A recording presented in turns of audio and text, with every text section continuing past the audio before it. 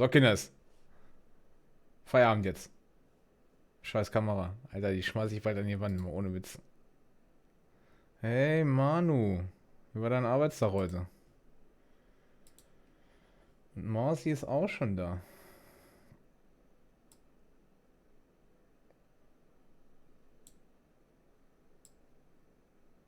Nein. Bin nicht geschminkt. Wie gesagt, die Kamera mag mich, also das Programm mag mich eigentlich nicht. Also das ist so ziemlich das Einzigste, was ich dazu sagen kann. Sie mag mich nicht. Oder das Programm. Also die Kamera selber nicht, weil wenn ich normal in die Kameraeinstellung gehe, ist immer alles fein. Aber sonst? Oh, weißt du, woran du immer merkst, dass meine Tochter sich hier bereit gemacht hat? Ich verschiebe nämlich immer den scheiß Greenscreen. Frech. Wirklich frech.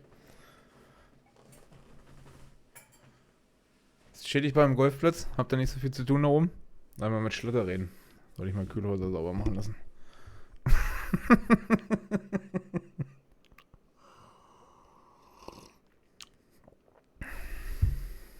Definitiv. Geht nicht mit rechten Ding zu. Ich wollte gerade sagen, ich höre gar nichts, aber es gibt gar keinen Spielsound. Also noch nicht. Ist nicht viel da? Na dann. So, also, was machen wir heute? Wir spielen The Stanley Parable.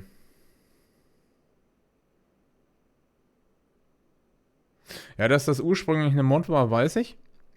Aber das ist so witzig und so gut. Finde ich jetzt ehrlich gesagt gar nicht so schlimm, wenn die da tatsächlich ein eigenes Spiel draus gemacht haben. Vor allen Dingen ist da so viel Blödsinn drin. Bei uns heute Abend, bei uns ja voll. Weil ihr da oben keine gute Arbeit leistet, kommen die alle zu uns runter. Schlimm. Wirklich schlimm.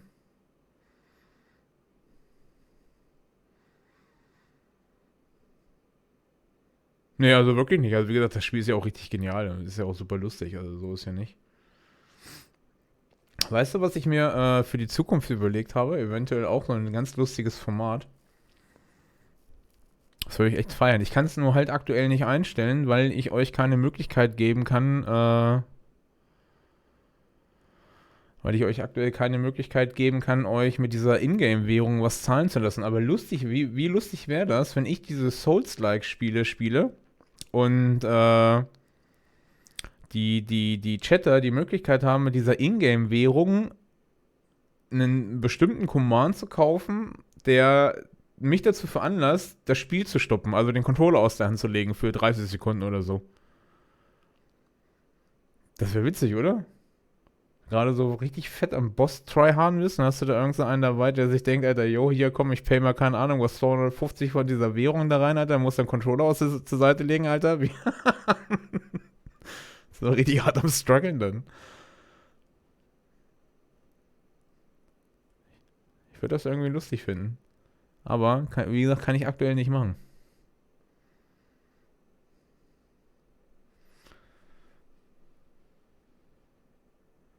Ich bin ja schon mal froh, dass diese komischen Alert-Dinger hier funktionieren mittlerweile und dass der Bot hier selbstständig anfängt rum zu spammen. Das ist ganz wichtig.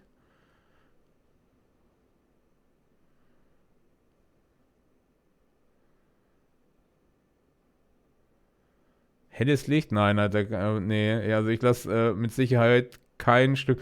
Also ja, Sound habe ich mir auch schon überlegt, weil das ist auch witzig. Ja, so kriegst du sie halt dazu, irgendwie im Chat mit zu interagieren. Licht? Nein. Also ich lasse hier keinen in meiner Wohnung irgendwas von außerhalb steuern. Beim besten Willen nicht.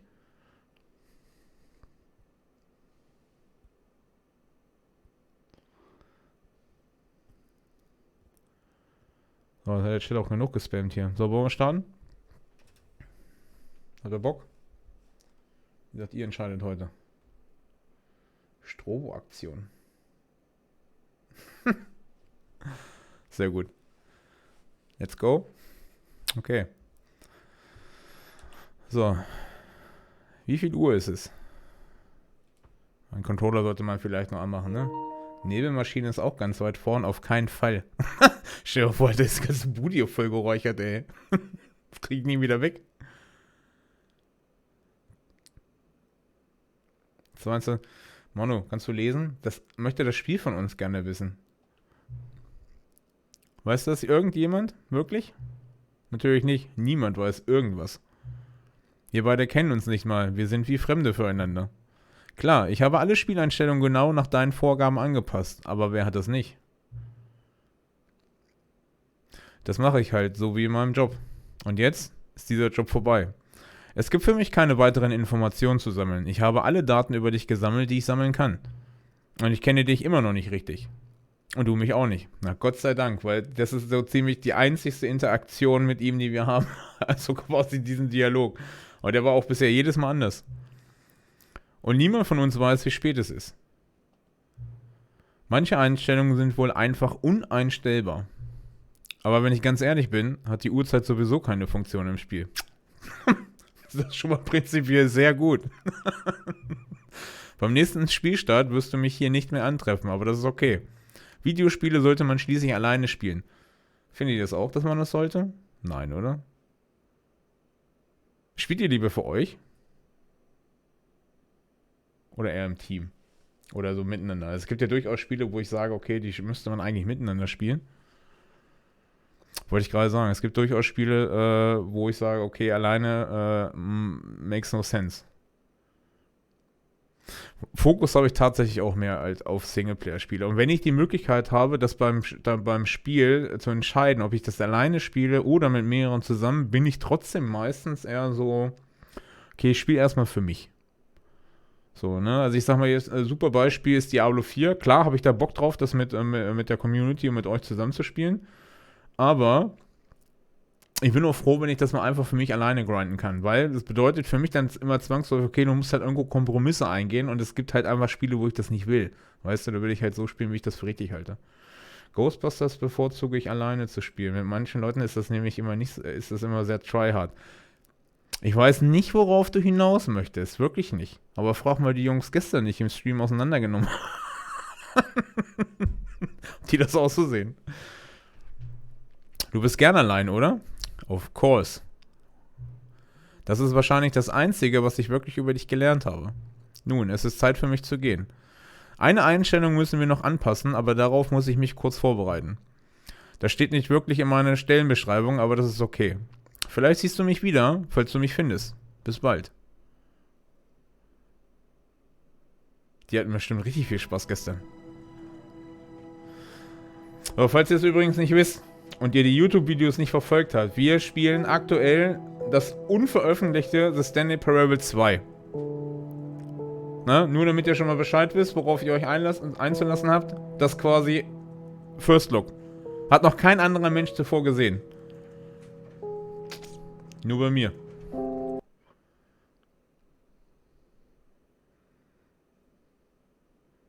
This is the story of a man named Stan. Okay, das Intro, das haben wir ja schon 800.000 Mal gesehen. Ist das ein PS5-Game? Nein, tatsächlich ist das Spiel sogar mittlerweile 10 Jahre alt, glaube ich. Wenn nicht sogar älter. All of his co-workers were gone. What could it mean? Stanley decided to go to the meeting room. Perhaps he had simply missed a memo. So, also, ihr habt jetzt die Qual der Wahl. Also, ich habe hier einen Eimer. Den könnte ich theoretisch gesehen nehmen oder ich könnte ihn auch einfach liegen lassen. Soll ich ihn nehmen oder soll ich ihn liegen lassen?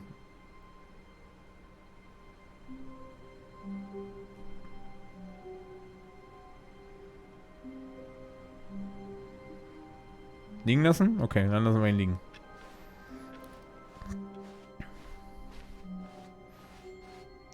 Nein, die streiken nicht, die sind alle weg. So, hier kommt jetzt tatsächlich schon einer der wichtigsten Entscheidungen im Spiel. So, ihr habt die Wahl. Linke Tür ist ein Minus im Chat, rechte Tür ist ein Plus im Chat.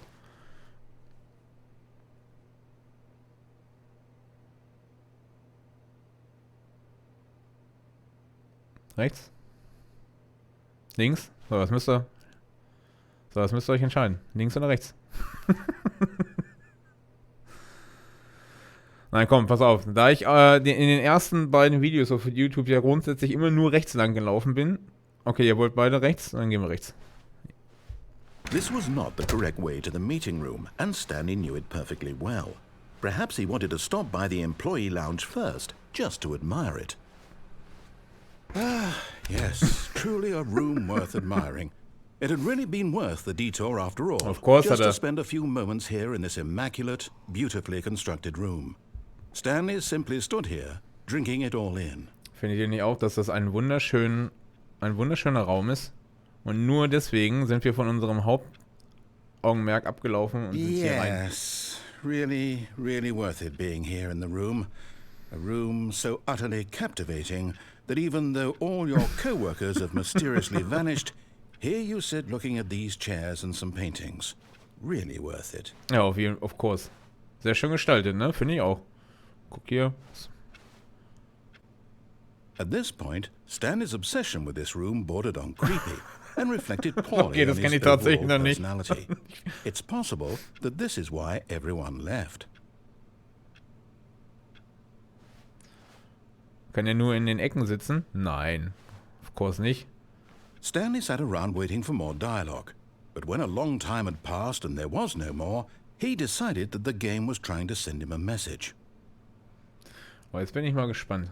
Sollen wir jetzt hier trinken Kaffee am Tisch? Aber ist alles leer. So, die Frage, die sich natürlich jetzt stellt, wenn wir jetzt hier länger in diesem Raum bleiben, kommt da noch irgendwas? Kann man sich hier noch irgendwas Spannendes angucken?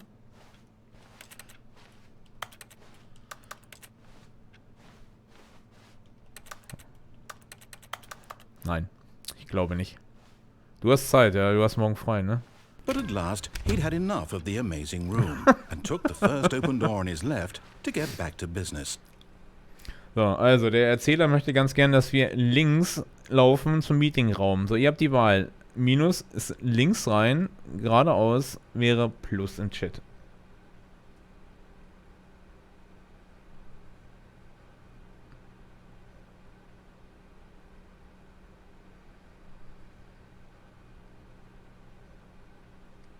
Sehr gut. And so he detoured through the maintenance section, walked straight ahead to the opposite door, and got back on track. So, ihr habt wieder Minus. Immer die dunklen Räume rein. So, pass auf.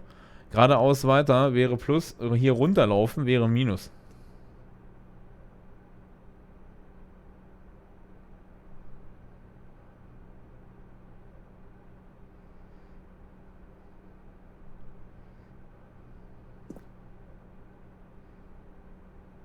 Manuel, du bist richtig schnell, Alter. Stimmt dir mit dir nicht?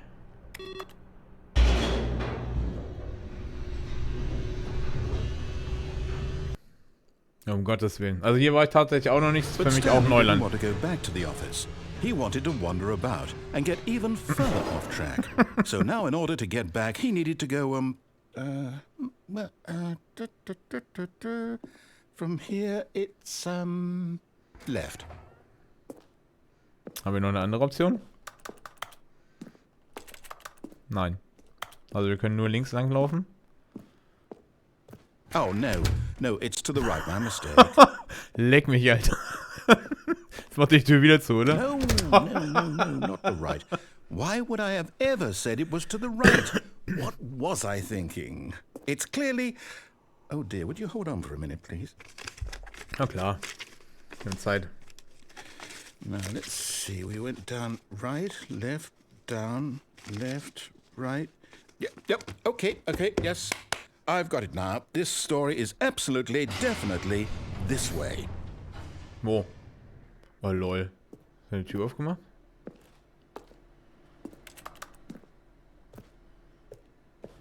Okay, mehr Möglichkeiten haben wir aktuell nicht. Wir müssen hier runter. Oh, what is this? No. This isn't right at all. You're not supposed to be here yet. This is all a spoiler. Oh, Quick, ein Stanley, Spoiler? close your eyes. Okay. Okay. We just have to get back to, oh, who am I kidding? It's all rubbish now. The whole story completely unusable. How about, rather than waste my time trying to salvage this nonsense, we'll just restart the game from the beginning. And this time, suppose we don't wander so far off track, Okay, from the top. Auf was? Alles klar. All of his co-workers were gone. What could it mean? Stanley decided to go to the meeting room. Oh, was ist das? Perhaps he Mein had Eimer ist simply weg. missed a memo. Das ist frech. Das ist wirklich frech. Nee, das ist kein Horror-Game. Das ist eigentlich, ja, ich weiß gar nicht, wie man das beschreiben soll. When Stanley... Wait, what? Hey, wo sind die beiden Töne? No, I restarted. I swear I definitely restarted the game over, completely fresh. Everything should be... Oh, did something change? Stanley, did you change anything when we were back in that room with all the monitors? Did you move the story somewhere or... Hold on. Why am I asking you? I'm the one who wrote the Tail ist ja story. auch da. Gott sei Dank. Here just a minute ago. I know for sure that it's Wunderschönen guten Abend. Okay then. It's an adventure. Come, Stanley. Let's find the Oh, story. um Gottes Willen, Alter. Ja, okay. Hier sind die Auswahlmöglichkeiten eindeutig zu hoch. Ich gehe mal schauen, ob wir hier irgendwas finden.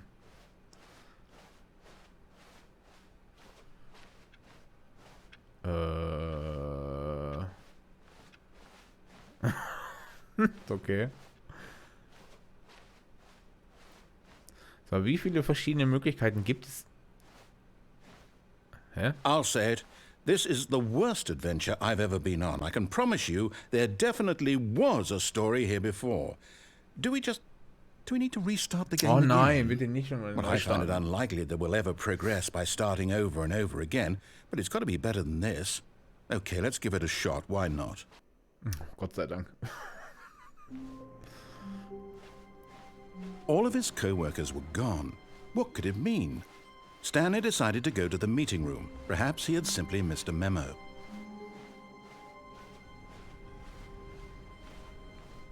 Gott sei Dank hat der it's Neustart worse. alles besser I gemacht. might be remembering this wrong. It's possible the story is back where we just came from. Why don't we go back the other direction and see if we missed anything? Oh ja, da ist eine Tür jetzt auf. Nee, von da sind wir gekommen, oder?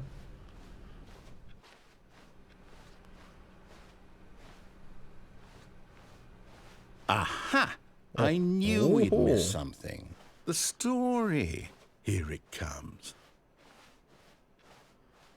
Oh, Gott sei Dank, ein endloser No, Raum. wait, Nee, never was? mind. Not the story. Okay, let's head back the other way and retrace our steps. Das sind richtige Gedankengänge. Wo sind wir denn hier Now gelandet this... jetzt? Well, I'll be honest, I don't recognize this place at all. Is this the story? I don't think so. I can't quite recall, but I believe my story took place in an office building. Is that correct? Do you remember, Stanley? Well, do you know what? Since I've completely forgotten what we were supposed to be doing, Schon ein how bisschen about paradox, this? oder? You win! Ja, Gott sei Dank, wir haben gewonnen. Congratulations! Gott sei Dank. I know you put Können in wir a aufhören? lot of hard Was wollen wir work, jetzt spielen? and it really paid off. So, good job. Oh, no, I don't feel right about this at all. We both know you didn't put in any actual work for that win. Some people win fair and square, and this was not one of those situations. Okay, I'm getting weirded out by whatever this place is. I don't care what might happen this time. Ja, es war easy, ne? I Auf have jeden to Fall. restart. Oh, Gottes Willen, wie oft will der denn jetzt noch neu starten? Was stimmt denn mit ihm nicht? All right, I've got a solution.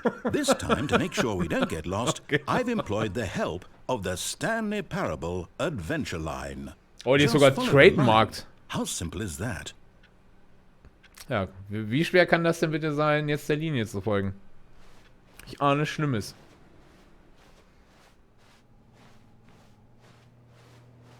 Oh, hier waren wir tatsächlich noch nicht, oder? You see, the line knows where the story is. It's over in this direction. Onward, Stanley, to destiny. Though, here's a thought. Wouldn't wherever we end up be our destination? Even Okay, if ich kann there's no aktuell story wirklich there? nur dem Weg hier Or to put folgen. it another way, is the story of no destination still a story? Oh, was ist, wenn wir hier lang Simply by gehen? the act of moving forward, are we implying a journey such that a okay, destination is komm hier inevitably wieder an. conjured into being via the very manifestation of the nature of life itself? Okay, Stanley, I need to follow this train of thought for a minute. Just stick with me. Now we can both agree that the nature of existence Oh, is da in komme ich aber fact nicht hoch. So a ein Walljump ist nicht byproduct möglich. of one's subjective experience of that existence, right? Okay. Now, if my experience of your existence rests inside of your subjective experience of this office, is this office, in fact, the skeleton of my own relative experiential. Okay, es wirkt so ein bisschen so, als wenn diese Kantenmaler in den Action-Rollenspielen, die immer diese Kanten zum Hochklettern bunt anmalen, als wenn die hier hart gesoffen haben oder eine Party gefeiert haben, oder? Sure where I was going with all that. You know what? I think what we need right now is a bit of music to lighten the mood. Oh ja, bitte.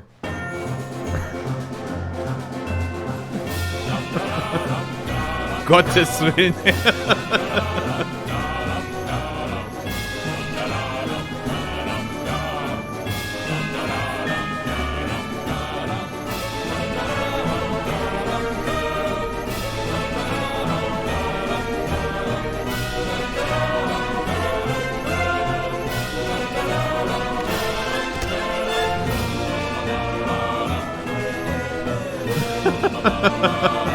Wie dumm.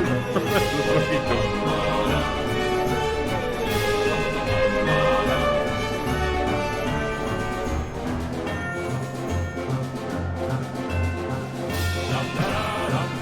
Wait, cut the music. Hey, was? Go back and look at that fern. Welchen Fahren? Wo steht denn hier einer? Habe ich irgendwas übersehen? Wait, what? We're back at the office? Hä? Wo ist denn der Fahren, den ich mir angucken sollte? No, Line.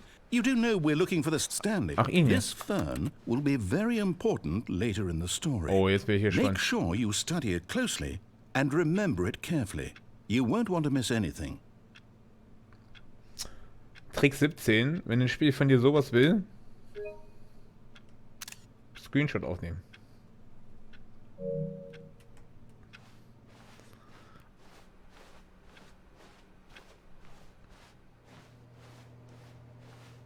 Hä?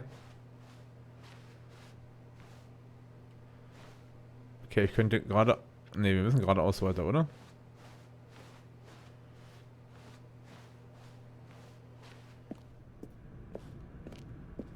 Da sind wir ja wieder hier.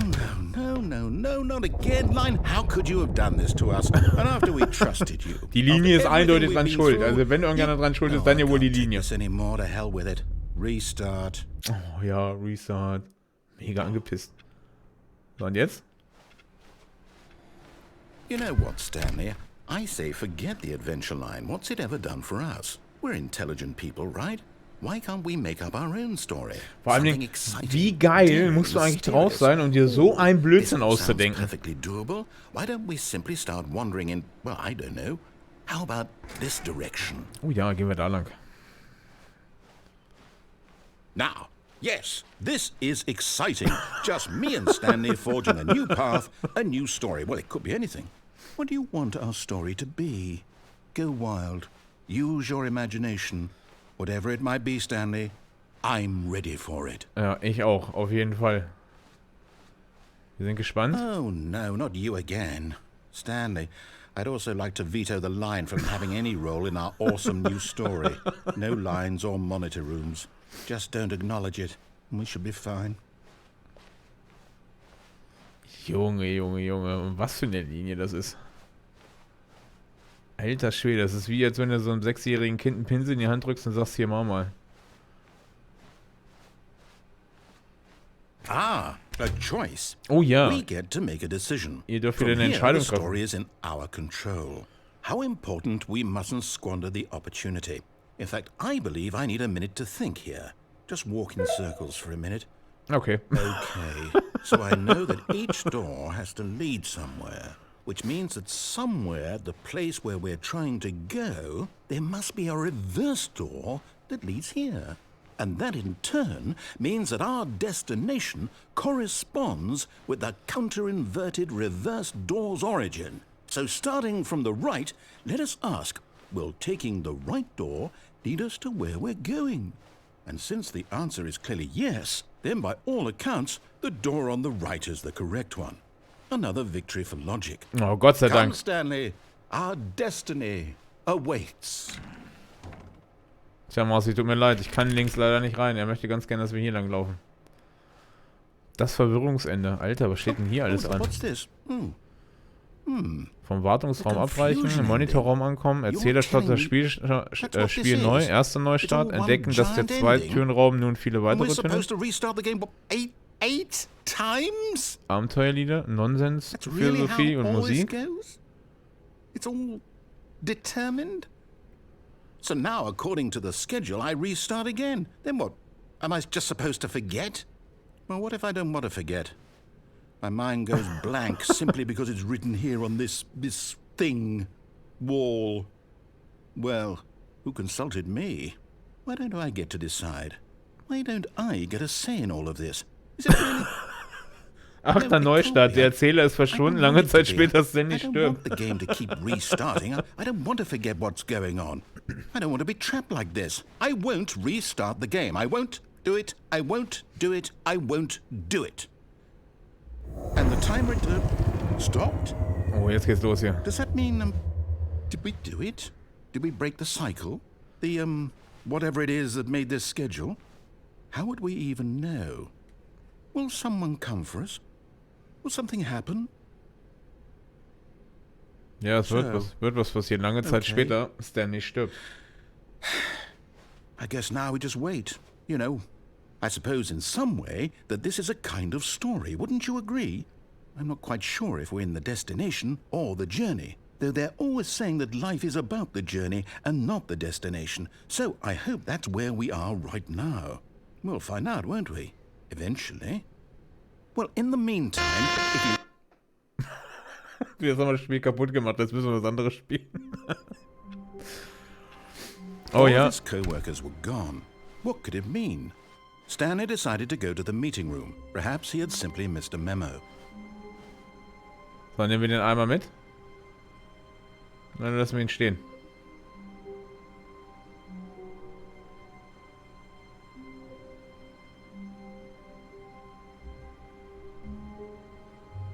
Ja, mitnehmen. Ja, ist ja gut. Stanley picked up the bucket and smiled. He'd never be alone again, not truly alone, not with the bucket around. Stanley clutched the bucket tightly to his chest and entered the door on his left. Links oder rechts?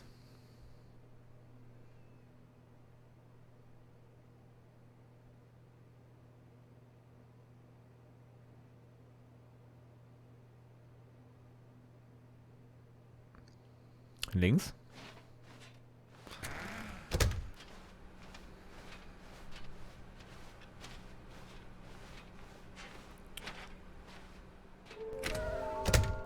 Oh, diesmal sind wir im Meetingraum angekommen.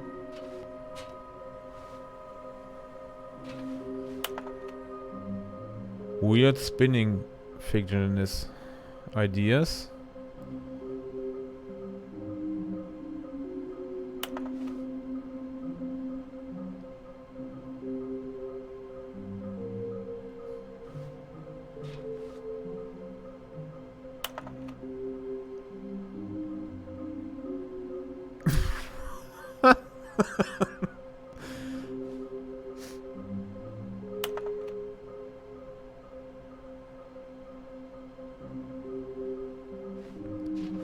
Hier scheint es wohl ausschließlich um die kleinen Collectibles zu geben, die es ja eigentlich nicht gibt.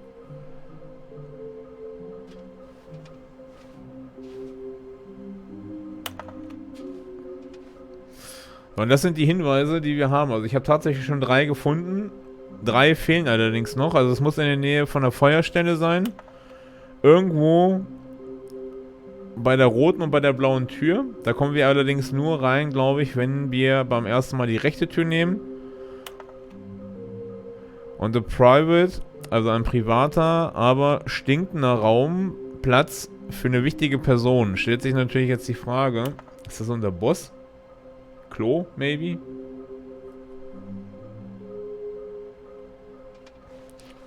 Wir schauen mal.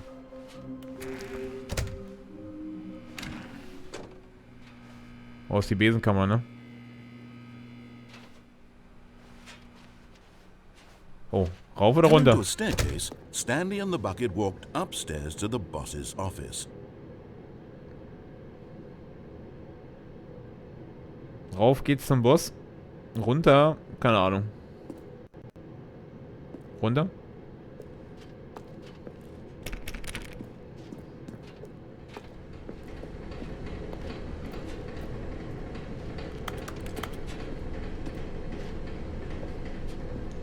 But Stanley just couldn't do it.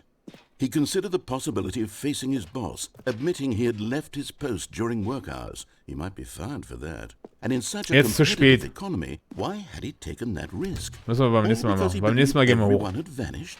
His boss would think he was crazy. And then something occurred to Stanley. Maybe, he thought to himself, maybe I am crazy. Ah, Gott sei Dank, das laufen wir hier die ganze Zeit im Kreis rum, oder was? Crazy? He asked the bucket. The bucket returned his gaze, but said nothing at all. That's strange, Stanley thought. Usually the bucket is a source of guidance and wisdom for me in difficult times such as these. Gott sei Dank. He held the bucket close, yet felt none of its familiar reassurance and comfort. And that's when Stanley realized, this isn't my bucket. It's just a normal, everyday bucket. Someone else's bucket, perhaps. How did I end up with someone else's bucket? This is all terribly wrong. Surely no good would come from this. Who knows what sorts of bizarre hallucinations Stanley might experience without the psychologically grounding presence of his bucket. And indeed, now he noticed that the rooms were repeating, which was, of course, very odd. And now he felt himself floating off the ground. Oh, gracious, he exclaimed. Without my bucket, I've gone. Ja, wäre ich mal lieber hochgegangen, Alter. I must find it. Far off in the distance now, he heard it, calling to him. Stanley! Stanley, it's me! The bucket! Could it truly be? Und wer denkt sich das eigentlich aus? He rushed forward from room to room, passing by one bucket after the next. None of them were his. None of them were his special bucket. Oh Gott. Come to me, Stanley. Find me. He had to find the bucket. He had to return to his old friend. It was the only way to truly restore his sanity. And then suddenly, he froze dead in his tracks. He knew where the voice of the bucket had been coming from. The real bucket was inside of him all along. It was incredibly painful. Oh Gott, das Stanley doubled over in agony and blacked out. Oh, was? Mein Gott. This is the story of a woman named Mariella. Bitte? Mariella woke up on a day like any other. She arose, got dressed, picked up her bucket of comfort and security, and walked to her place of work. But on this particular day, her walk was interrupted by the body of a man who had stumbled through town, talking and screaming to himself, and then collapsed dead on the sidewalk. Right away, she knew what the problem was. This man had no bucket. Of course he'd gone mad, ranting and raving about a narrator describing all of his actions and how everything is predetermined and free will is an illusion and it's all just a video game. It could all have been prevented if only he'd taken his bucket. Also jeder, der morgen auf Arbeit kommt und keinen Eimer dabei hat, ne? Vielleicht nicht das Haus verlassen. And she hugged her own bucket even tighter. But of course, she had no time for this. There were a myriad of confusing problems she would soon have to confront at work, for which her bucket would provide absolute guidance and total clarity on everything. Ich glaube, ich habe noch nie ein Spiel gesehen, was es so episch schafft, einen Eimer so in den Mittelpunkt zu rücken. Du hast immer einen Eimer zu Beginn in der Hand? Nein, hast du nicht. Also nicht, wenn du reinkommst. So, jetzt gehen wir hoch, ne? Haben wir gesagt. Mit Eimer oder ohne? Eigentlich dürfen wir ohne Eimer nicht gehen. Ihr habt gerade gesehen, was passiert ist.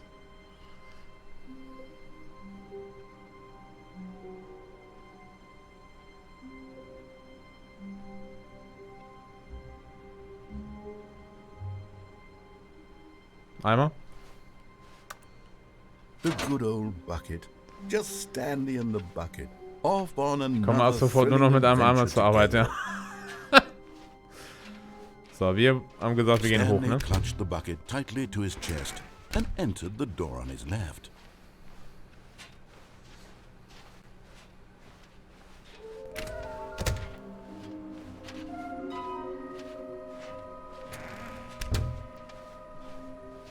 So. Coming to a staircase, Stanley and the bucket walked upstairs to the boss's office. Gott sei Dank. Was haben wir hier? Oh, hier könnte... Oh, da tatsächlich. Das ist eine von den Trophäen. Seht ihr? Okay, I'm going back to the name of these little Stanley figurines. And now I'm torn between Stanlerines and figlies. What do you think, Stanley? What name better encapsulates the intrinsic sense of happiness that you get from seeing a small number in the corner of your screen go up by 1? Let me sit on it. I'm sure it will come to me. Das ist echt krank. Mal ohne Scheiß. Also ich persönlich finde ja Stanley ist ein richtig geiler Name. Also eigentlich müsste man das hier quasi in den Chat mit einbauen. Stanley ist oder sowas. So, was haben wir hier? Fahrstuhl?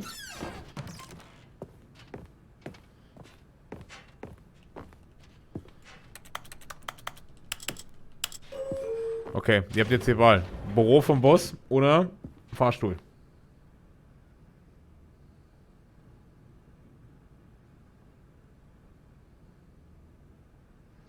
Büro vom Boss oder Fahrstuhl. Sehr gut, ins Büro, alles klar, Mama. Stepping into his manager's office, Stanley was once again stunned to discover not an indication of any human life. Crushed by the weight of this revelation, Stanley may have broken down into an emotional dumpster fire if not for the soothing presence of the bucket. Even now, in his darkest of hours, did the bucket's warmth and guiding light pierce the dark clouds of confusion and chaos. Gott sei Dank habe ich den einmal It dabei. would be with him always. Such nach dem The Aschenbecher. bucket would, and he knew it. The two of them were inseparable. At this point, Stanley was so absorbed in the tender spiritual connection he shared Also with ich the gefühlt bucket ich that he würde gefühlt didn't notice sagen, the keypad da. behind the boss's desk.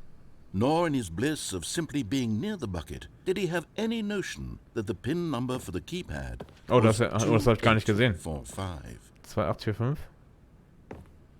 Können wir trotzdem die Schubladen mal durchgucken? Nein? Okay, machen. Oh nein. Stanley just sat around twiddling his thumbs. Trying to input anything on the device was useless, since he could never possibly know that the combination was 2845. Ja, woher hätte es wissen sollen?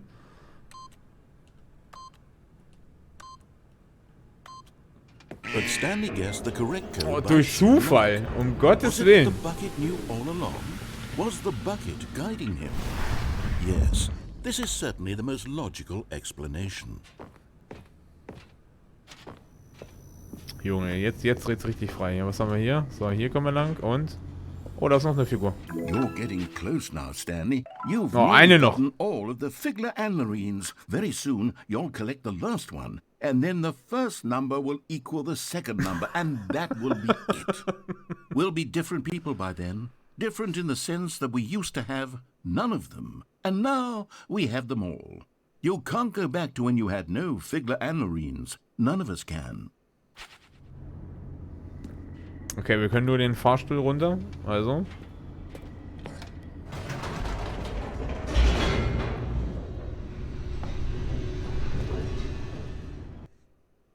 Jetzt bin ich mal gespannt.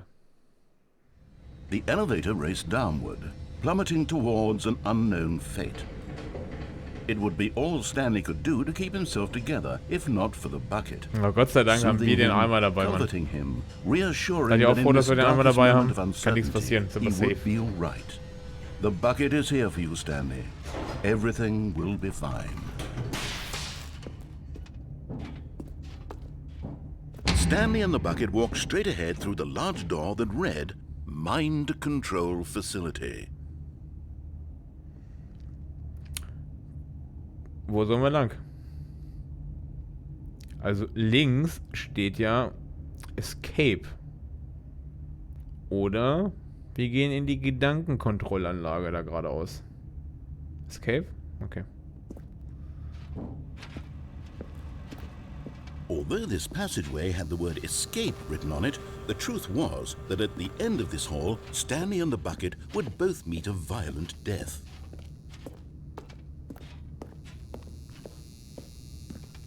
The door behind them was not shut. Stanley and the bucket still had every opportunity to turn around and get back on track. At this point, Stanley and the bucket were knowingly walking forward into a very painful death for each of them.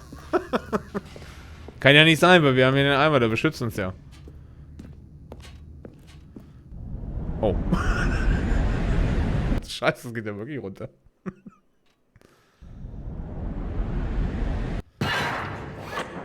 Oh, wir sind aber nicht tot. Oh, was ist das jetzt hier, Alter? Saw oder was? Oh, of course, wir werden jetzt zerquetschen. As the machine whirred into motion and Stanley and the bucket inched Aber closer wer to wollte their doch gleich nochmal, dass wir hier Stanley reingehen? reflected on how meaningless the bucket's warmth and comfort had turned out to be. To be sure, it puts the mind and the soul at ease to embrace the bucket. But what use is a sense of ease when you're about to be crushed to death? This is what Stanley thought to himself. Oh, And he Gottes sort Willen, of Mann. kicked himself for wasting so much time carrying a bucket everywhere. Farewell, Stanley.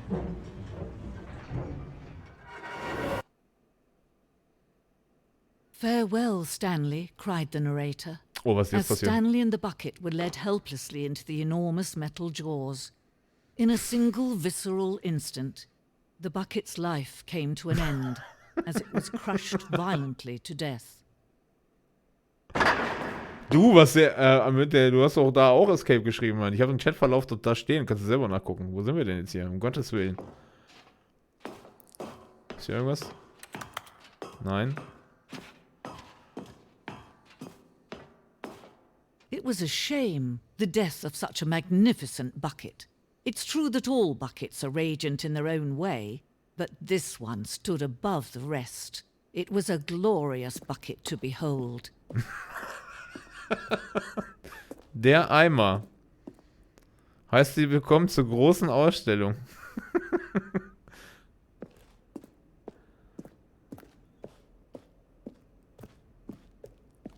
Can you see how arrogant it was for Stanley to take a bucket like this and to claim it for his own?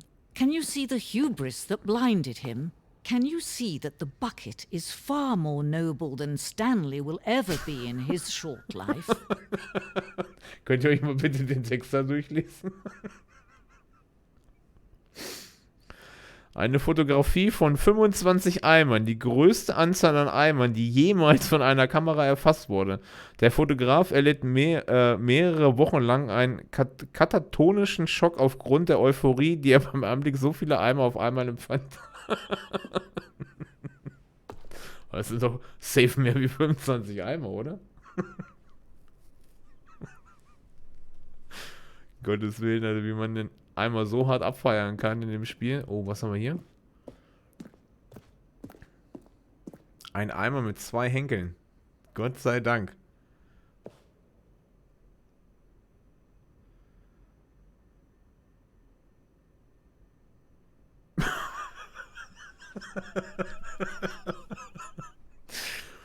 Dieser Eimer ist mit 2 Henkeln abgebildet. Ein solches Konstrukt wurde in der Realität nie hergestellt, da sie als zu gefährlich und waghalsig experimentell eingestuft wurde.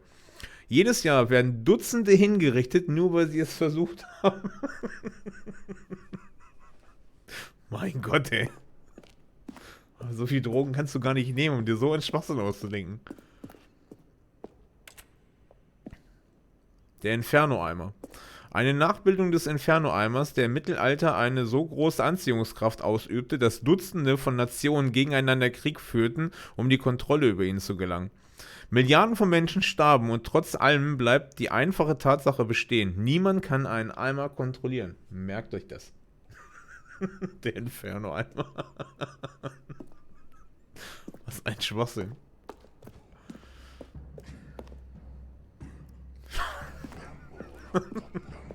So, wir haben hier eine wunderschöne Höhlenmalerei. Guckt sie euch an.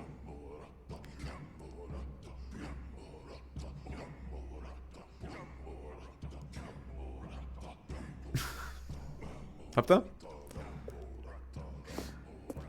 Er lernt ja noch ein bisschen was fürs Leben hier.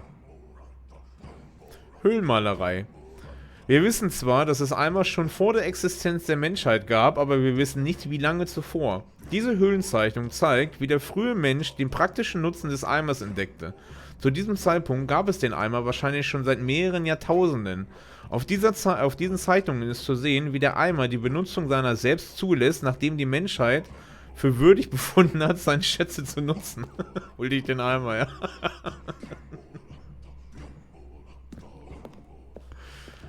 Gottes Willen. No man can own a bucket, and certainly not a bucket as dazzling to behold as this one. Na, wir haben schon einen sehr besonderen Eimer. Der hängende Eimer.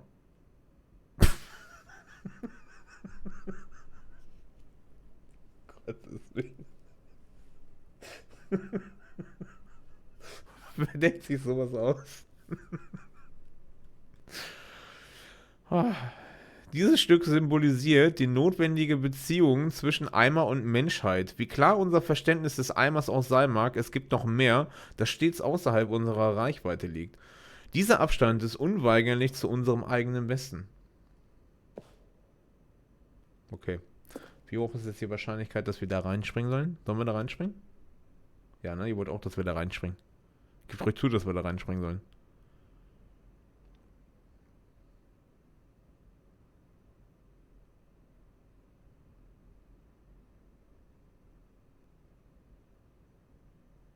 Ja, habe ich mir auch gedacht. Oh, kann ich gar nicht. Ich fliege. Gott sei Dank. Oh. Was bin ich ein bisschen enttäuscht. Ich habe gedacht... There is something we can do. Something we can do together, you and I, that will right this terrible wrong. Let's Stanley die. Oh, Gott sei Dank, Alter, jetzt müssen wir trotzdem sterben. Don't reset the game. Don't give him another opportunity to run off with another beautiful bucket.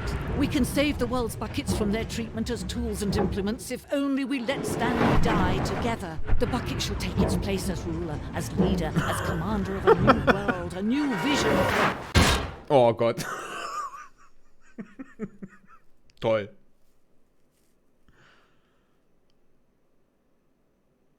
Und warum? Nur weil ihr wolltet, dass wir in den Escape Room gehen.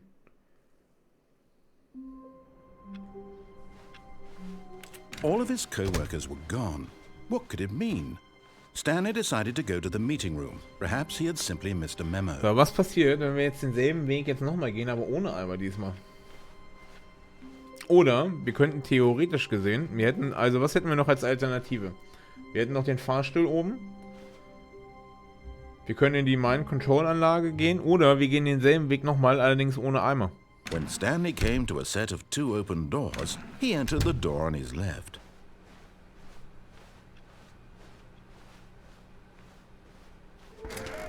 So, es fehlt nur noch eine, ne?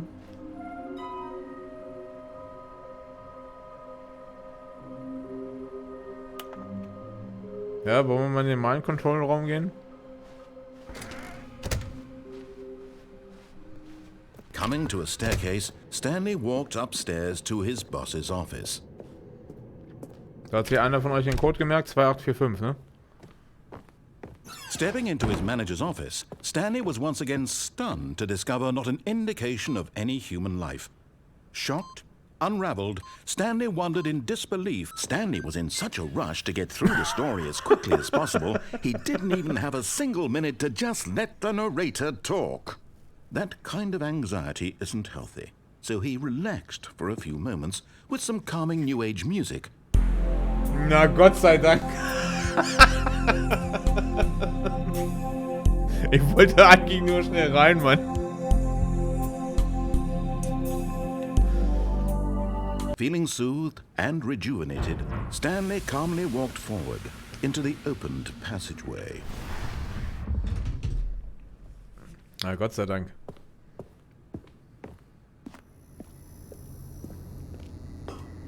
So, wir können nach wie vor nur hier runter.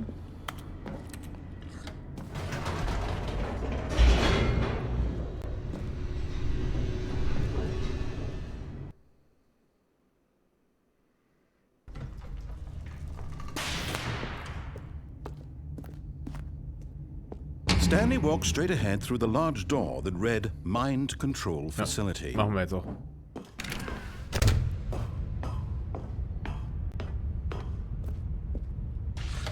The lights rose on an enormous room packed with television screens. What horrible secret did this place hold? Stanley thought to himself. Did he have the strength to find out? Ich wusste nicht, dass das geht. Aha. You've made it to the bottom of the Mind Control Facility. Welcome. Bitte? You see, back when the Stanley Parable first launched in 2013, getting to the bottom of the mind control facility was a bug that we simply didn't catch during development. And you all sent us lots of photos of it on Twitter and acted very superior about it. And you're all very, very clever. Good for you. Anyway, when it came time to update the game, we knew that we had to do something about this little goof of ours. So here you go. New content. You can call it the bottom of the mind control room ending, if that enhances your perception of the value of these updates. Isn't that what you crave? New content? Always more content, more content, more. And I'm here to give it to you. I'm here to make it seem like we really covered every nook and cranny of the game, with secrets and Easter eggs. How about this? We wrote a new piece of music just for this section. Oh ja, jetzt bin ich mal You won't gespannt. hear it anywhere else in the game. Jetzt bin It's ich a gespannt. secret that's just for you. That's how special you are. We call this track, Good Job You've Made It to the Bottom of the Mind Control Facility. Well done.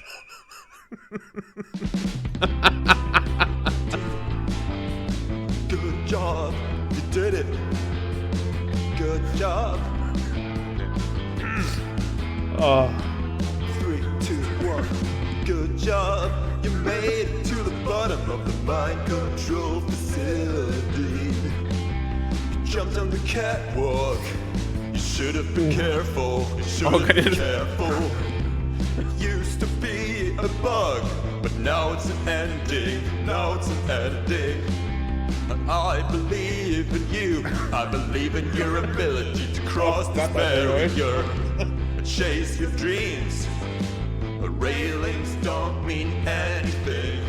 Good job, you did it. Good job, you did it. Good job, you did it. Good job, you did it. Good job, you did it. Good job, you did it. Good job, you did it. Good job, you did it.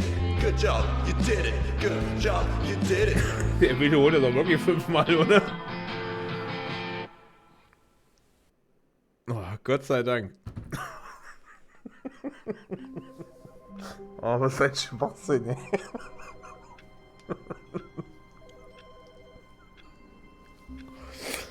Ah. Ah, das war sehr witzig. Das war wirklich witzig.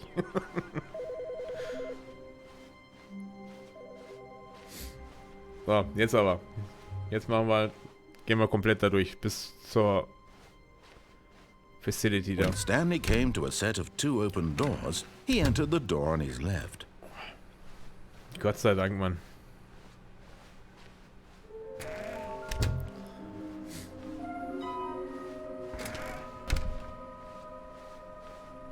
Coming to a staircase, Stanley walked upstairs to his boss's office.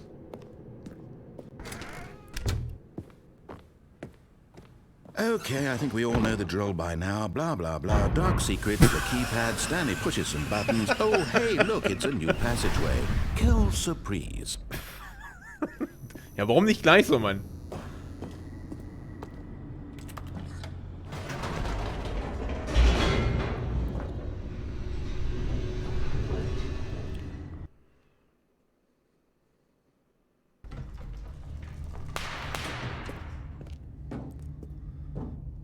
Stanley walked straight ahead through the large door that read So, hier, ne? Mind Hier wolltet ihr Control ran. Facility.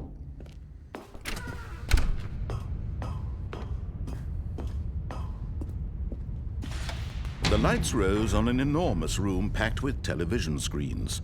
Oh, What das waren wir da horrible secret oben did waren wir this vorhin, place oder? hold? Stanley thought to Wo er himself. Neustadt gemacht hat, weil er Did he gesagt hat, have das the Spoiler. strength to find out?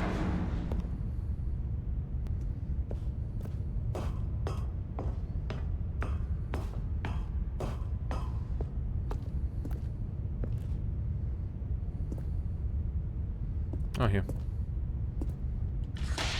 Now the monitors jumped to life, their true nature revealed. Fired? Each bore the Fired? number of an employee in the building. Ach Gott, wir werden Stanley's spioniert. coworkers. The lives of so many individuals reduced to images on a screen. And Stanley, one of them, eternally monitored in this place where freedom meant nothing. Na, Gott sei Dank.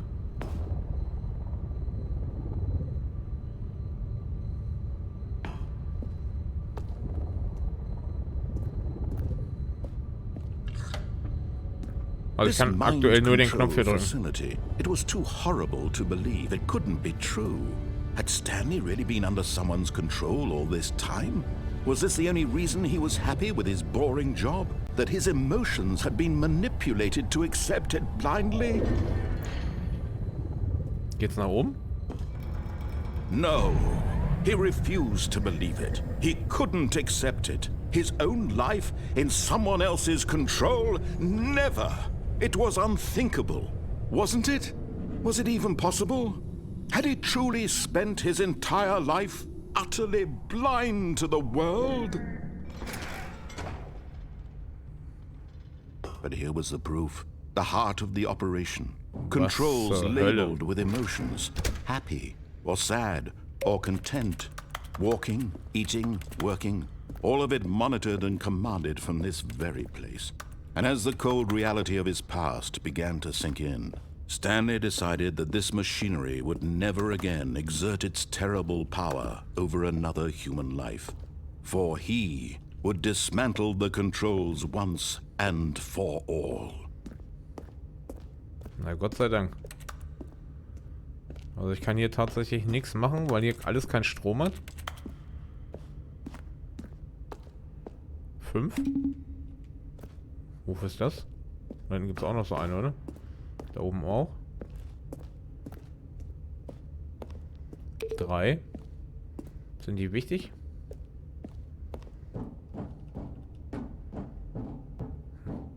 Weiß ich nicht. Also ich kann hier, wie gesagt, aktuell gerade nichts machen.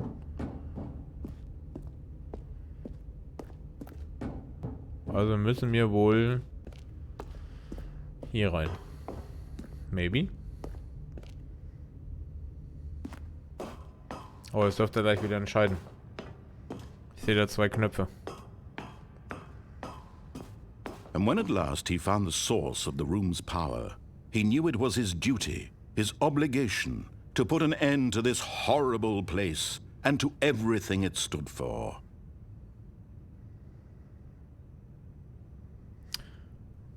Schalten wir das System an oder aus?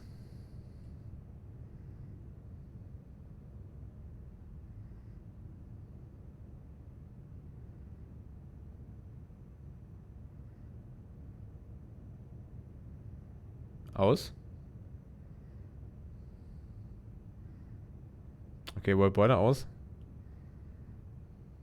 So be it. Alles, was jetzt passiert, ihr seid dran schuld.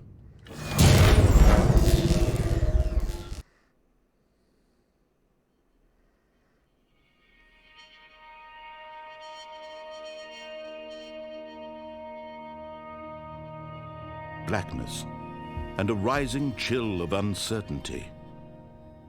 Was it over? Yes! He had won! He had defeated the machine, unshackled himself from someone else's command. Freedom was mere Oh Gott moments sei Dank, away. ihr habt's richtig gemacht. And yet, even as the immense door slowly opened, Stanley reflected on how many puzzles still lay unsolved. Where had his co-workers gone? How had he been freed from the machine's grasp? What other mysteries did this strange building Oh ja, hold? tatsächlich. But as sunlight streamed into the chamber, he realized none of this mattered to him. For it was not knowledge or even power. Also ich habe das jetzt richtig verstanden, ja? Ihr wolltet, dass wir das System jetzt ausschalten, damit er jetzt hier rausgehen kann, wir das Spiel durchgespielt haben und dann quasi was anderes machen, richtig? No longer would anyone tell him Also ihr seid nicht daran interessiert, what to do was hier or noch alles how to möglich feel. wäre. Whatever life he lives, it will be his. And that was all he needed to know. It was perhaps the only thing worth knowing. Oh, guck Stanley mal, how stepped beautiful through this the is. open door. It's amazing. Oh, look at this. Stanley felt the cool breeze upon his skin, the feeling of liberation, the immense possibility of the new path before him. This was exactly the way, right now, that things were meant to happen. And Stanley was happy. Gott sei Dank. Oh. Oh, wir haben das Spiel durchgespielt. Habt ihr gut gemacht. So mag ich das, wenn die Community für mich hier Trophäen sammelt.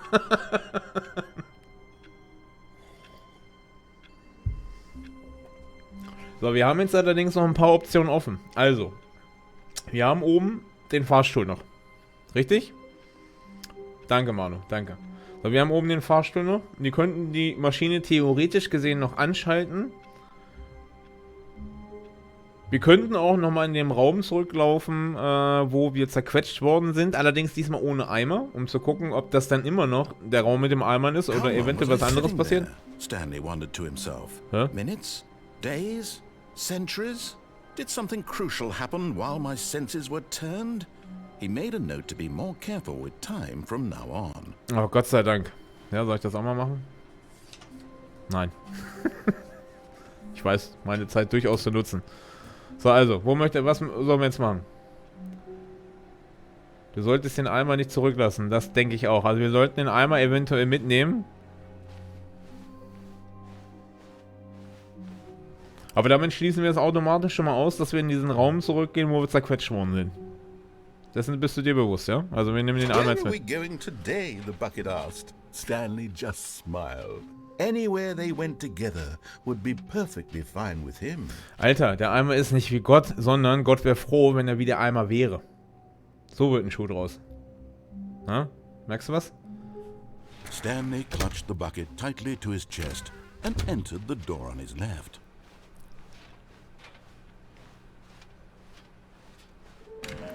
Es gibt nur eine einzige Konstante, ja, wogegen der Eimer machtlos ist, ja, aber einfach nur, weil das grundsätzlich über allem steht, und das ist Chuck Norris. Ja, also wenn der Eimer Gott ist, ne, was ist dann Chuck Norris?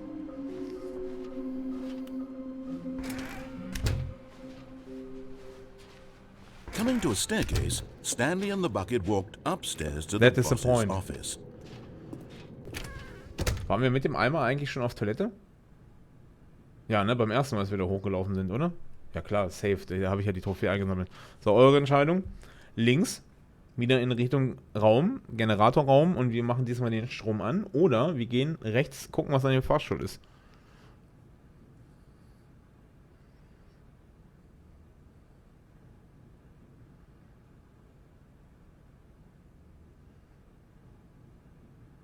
Generator? Also Strom anschalten, sagst du? Gut, dann machen wir das. Stepping into his manager's office, Stanley was once again stunned to discover not an indication of any human life. Crushed by the weight of this revelation, Stanley may have broken down into an emotional dumpster fire if not for the soothing presence of the bucket. Even now, in his darkest of hours, did the bucket's warmth and guiding light pierce the dark clouds of confusion and chaos. It would be with him, always. The bucket would. And he knew it. The two of them were inseparable. But Stanley guessed the correct code by sheer luck. Ja, Gott sei Dank. Was it the bucket knew all along? Was the bucket guiding him? Yes. This is certainly the most logical safe die logischste Erklärung. Ist ja nicht so, dass wir jetzt hier nicht schon dreimal drin waren. Nein, der Eimer hat es uns geflüstert. Weil wir sind nämlich der mit den Eimern tanzt, flüstert. Aber wie heißt denn der hier mit Kevin Costner? Der Pferdeflüsterer, ne? So, also sind wir entsprechend der Eimerflüsterer. So wird ein Schuh draus. Stanley and the bucket walked straight ahead through the large door that read, Mind Control Facility.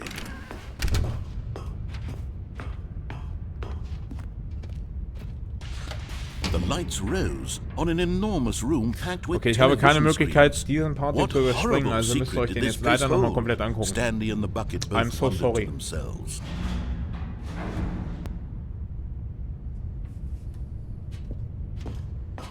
Aber ihr wolltet, dass wir den Strom machen. Und ich hoffe, ihr seid euch dessen bewusst, dass wir wahrscheinlich jetzt gleich wieder so ein Hardcore-Zombie werden, der den ganzen Tag an seinem PC sitzt und froh darüber ist, die Taste zu drücken, die der Monitor ihm anzeigt. Weil das ist das, was ihr für Stanley wollt, ja? Gut. Ich bin da raus. Sag ich so, wie es ist. Ihr müsst damit leben. Ich hoffe, ihr könnt heute Abend noch gut schlafen. Was the bucket under the mind control facility's influence as well? Had the bucket been told to do things it didn't wish to do? What kinds of things does a bucket want to do or not want to do in the first place? These questions raced furiously in Stanley's feeble mind. No! He screamed into the bucket. He couldn't accept it. His own life in someone else's control. Never! He squeezed the bucket tighter. Stell mir gerade so lustig vor, weißt du, wie er mit dem Fahrstuhl hochfährt, den Eimer in der Hand hat und sagt so, nein! Ich kann das nicht! Except for the bucket. Gott sei Dank haben wir den Eimer But mitgenommen. here was the proof. The heart of the operation. Controls labeled with emotions. Happy, or sad, or content. Walking, eating, working, all of it monitored and commanded from this very place. Anschalten, As habt ihr the gesagt, ne? cold reality of his past Ich wollte began nur to sink nur mal in, wiederholen. Stanley decided that this machinery would never again exert. But at the last second, the bucket jumped in and pressed the button to turn on the controls. Ja, of course, der Eimer Stanley war's. gasped in horror. Had this been the bucket's plan all along? To take over the machine and claim the power for itself? How could the bucket have betrayed him like this? Alter, wie Stanley was viele prepared to throw the unterschiedliche bucket away in Dialoge disgust musst du in when diesem Spiel suddenly eingesprochen an image und appeared geschrieben upon haben, the um quasi screen. sämtliche Sachen ab... Birds. Silly, silly birds. The control buttons became active again. Was? Was ist das?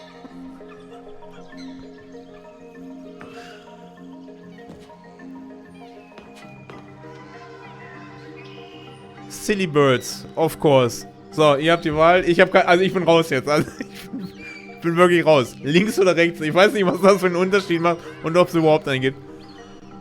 So, links minus, rechts plus. Eure Entscheidung.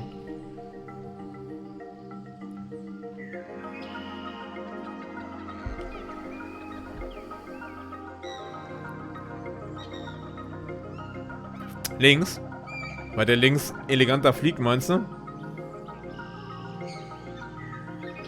Na gut. Wenn ihr links wollt, dann wollen wir links.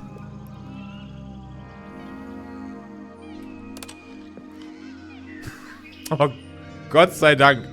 Stanley flipped through one video of silly birds after another, and then it dawned on him. This wasn't a mind control facility at all. It was a facility for monitoring and surveilling silly birds all over the world. The mind controls were only a facade Oh, Gott to sei Dank. disguise its true intentions. Had the bucket known this all along? Stanley marveled at the metal genius in his hands, the one who had pointed him towards this incredible discovery. Stanley and the bucket never found freedom because they spent the rest Ach so, of their das lives ist vorwärts und here in rückwärts. this place, Ah. living through live streams of Oh, the er ist silliest richtig birds beautiful. imaginable. Guck, wie er guckt. Of all the possible paths his life could have taken, this one was surely the best. And Stanley... Da wird gleich, wenn die Mutter aufgefressen hat.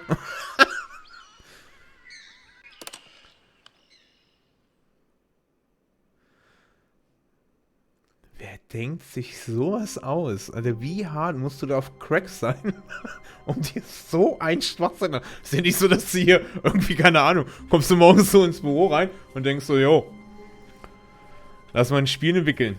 Ja, was wollen wir denn machen? Ich hab da eine super Idee. Wir haben ja mal für Half-Life hier diese lustige Mod rausgebracht, ne? Ja, und was jetzt? Wie wäre es, wenn wir dieser Mod jetzt einfach mal irgendeine Spielfigur geben? Keine Ahnung, wie soll sie denn heißen? Mike. Jochen. Stanley. Oh, Stanley hört sich gut an. Komm, machen wir mal Stanley. So, machen wir Stanley hier rein. So, zack, Stanley. Okay, das ist unser Protagonist. Aber wir brauchen ja eine Story. Und dann sagst du von wegen, Story. Warum Story? Weil wir brauchen ja keine Story, weil wir bauen einfach einen Erzähler ein, der die Story vorgibt. Ah, der Erzähler ist eine super Idee. Aber wie soll die Story aufgebaut sein? Ja, wir machen keine Story. Wir lassen einfach den Spieler sinnlos irgendwas machen und kommentieren irgendwas dazu. Das war so der Grundgedanke. Da hatten sie dieses Grundkonzept, das sah so aus. Warte, ich zeige euch das kurz. So, Spiel.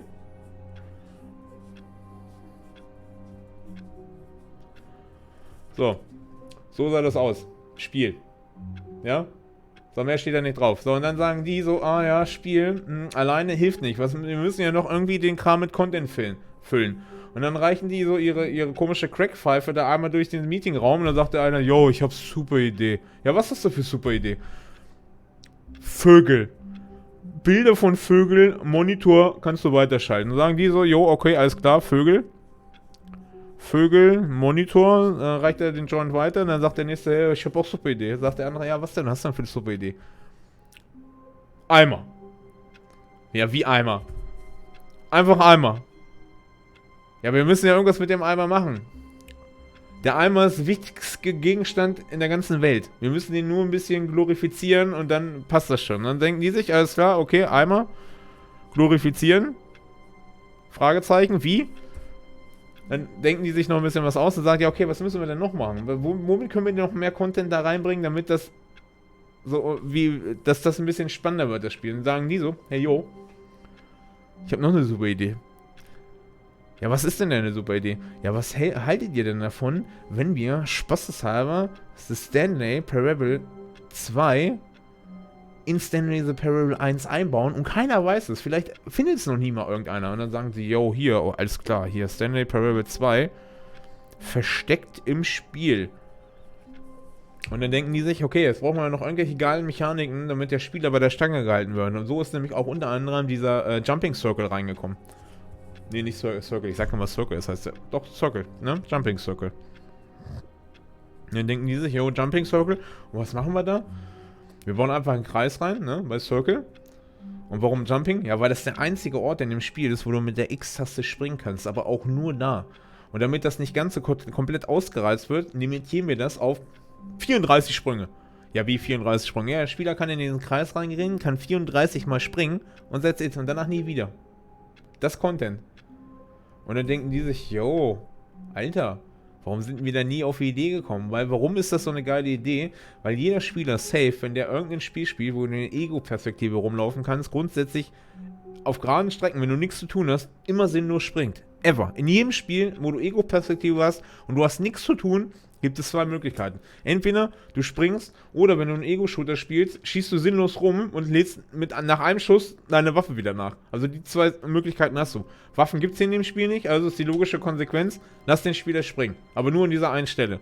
Und dann denken die sich so, jo krass, Alter, und was machen wir noch Geiles? Und dann sagen die so, okay, ja, nur um das Ganze jetzt noch auf die Spitze zu treiben, der Spieler durchläuft immer wieder denselben Anfang, aber er muss immer durch 2 Türen laufen. Aber da das auf Dauer zu langsam ist, bauen wir zu diesen 2 Türen 800 Variablen ein, damit das Spiel immer wieder von neuem aus interessant wird. Und der Spieler jedes Mal, wenn er da durchgelaufen ist, immer wieder irgendwas Neues findet, was er machen kann. Selbst wenn er mehrmals durch dieselbe Tür läuft, passieren unterschiedliche Sachen. Also sagen die so, jo, 2 Türen. So. Und das ist ungelogen The Stanley Parable 2 und 1, kurz zusammengefasst, auf einem kleinen Post-it. Und danach haben die ihr 5-Minuten-Meeting zu Ende gemacht, haben gesagt, jo, was machen wir jetzt? Sagen sie, alles klar, lass mal Pizzeria gehen, Pizza bestellen. Und danach, so ist das Spiel entstanden.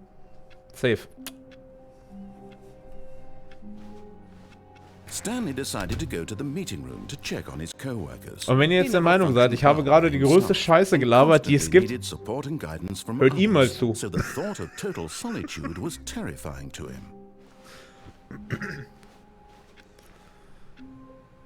So, was haben wir denn jetzt noch? Achso, wollen wir mal spaßeshalber, einfach nur, weil es mich jetzt wirklich brennend interessiert, was der dann passiert, wollen wir uns die letzte Trophäe noch holen? Oder wollt ihr oben in den Raum nochmal, im Fahrstuhl wollen wir nicht. Also Fahrstuhl, die letzte Trophäe holen. Oder, Alternative wäre auch nochmal in diesen Raum, wo wir zerquetscht worden sind, ohne Eimer reinzulaufen. Also die 3 Optionen habt ihr.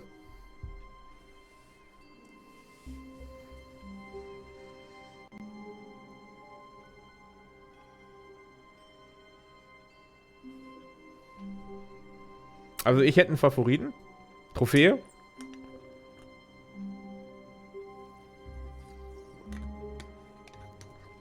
Weil die Trophäe hätte ich jetzt tatsächlich nämlich auch gesagt, weil ich weiß nicht, ob ihr den zweiten Teil auf dem YouTube-Video gesehen habt. Ne? Also für alle, die es nicht gesehen haben.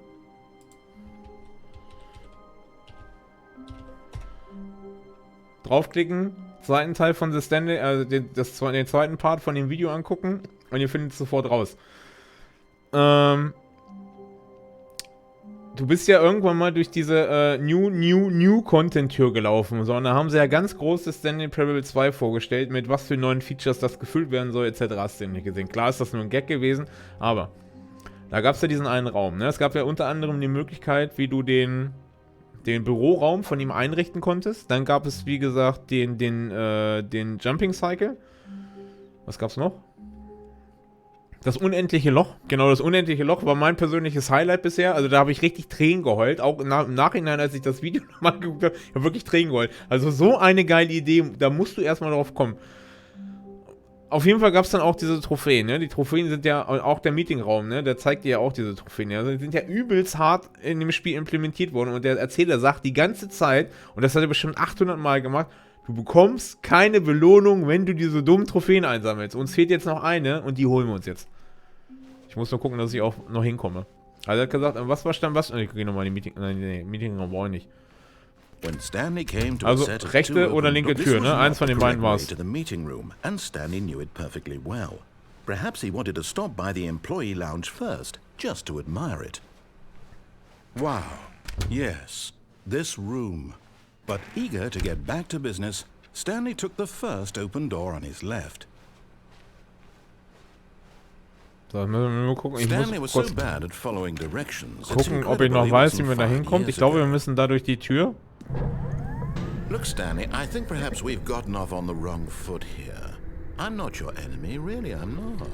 I realize that investing your trust in someone else can be difficult, but the fact is that the story has been about nothing but you. So, ihr seid auch schon mega gespannt, ne? Was wir jetzt kriegen, wenn wir alle Trophäen eingesammelt haben. You've been neglecting, Stanley. Someone you've forgotten about. Please. What? Really? I was in the middle of something. Do you have zero consideration for others? Are you that convinced that I want something bad to happen to you? Das ist wie auf Arbeit, da höre ich auch immer keinen zu. Da mache ich auch einfach nur. But I really do want to help you, to show you something beautiful. Look, so. Let me prove it. Hier sind die beiden Türen. Irgendwo hier muss diese Trophäe sein. Ach, Gott sei Dank, da ist sie. Stanley walked through the red door. Nein, tut Stanley nicht, weil Stanley holt sich die Trophäe. So. Fanfrage, was glaubt ihr, was passiert jetzt, wenn ich diese Trophäe eingesammelt habe? Schreibt's einfach mal in den Chat.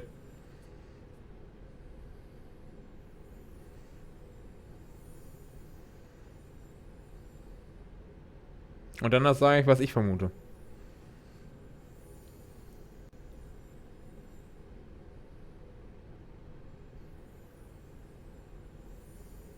Da friert das Spiel ein, sagst du? Nee, glaube ich nicht.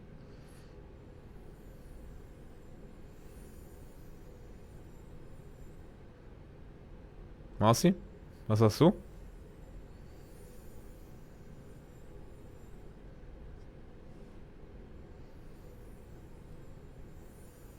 Aber du bist noch hart am Strugglen, ne? Du googelst jetzt wahrscheinlich schnell.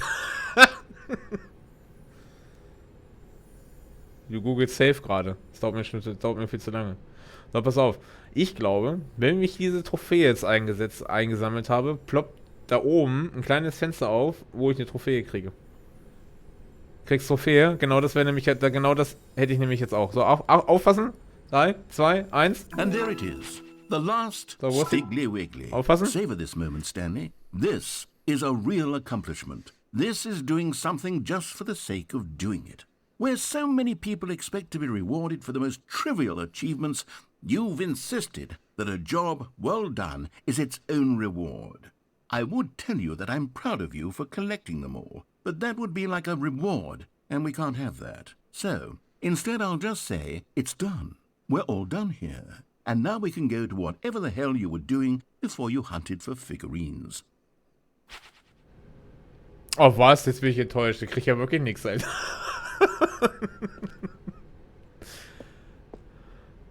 Okay, das müssen wir jetzt hier leider weitermachen. Also wir können leider nicht nochmal hoch ins Büro von hier aus. Blaue oder rote Tür. Ich war, glaube ich, in beiden schon drin. Eine davon ist richtig witzig. Die andere ist eigentlich auch witzig. Rot? Also du möchtest mir Erzähler gerne folgen? Rot, jo, alles klar, dann gehen wir rot. Oh, thank God you are willing to listen to me.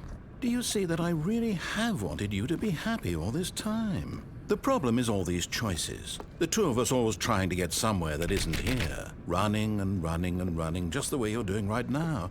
Don't you see that it's killing us, Stanley? I wanted to stop. We would both be so much happier if we just stopped. And I think I have a solution. Here, let me show you. Oh, Gott sei Dank.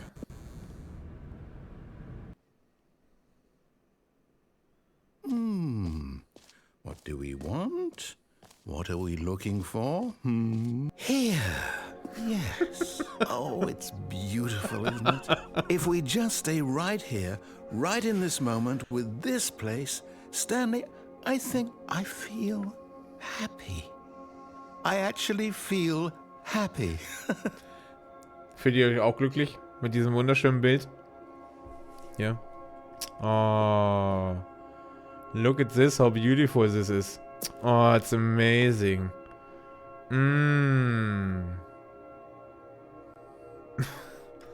Oh, hier, guck. Nur für euch. Also, pass auf, Kinders. Normalerweise. Ne, jetzt ganz unter uns. Also, normalerweise würde ich jetzt sagen, hier, passt auf. Mein Kaffee ist leer.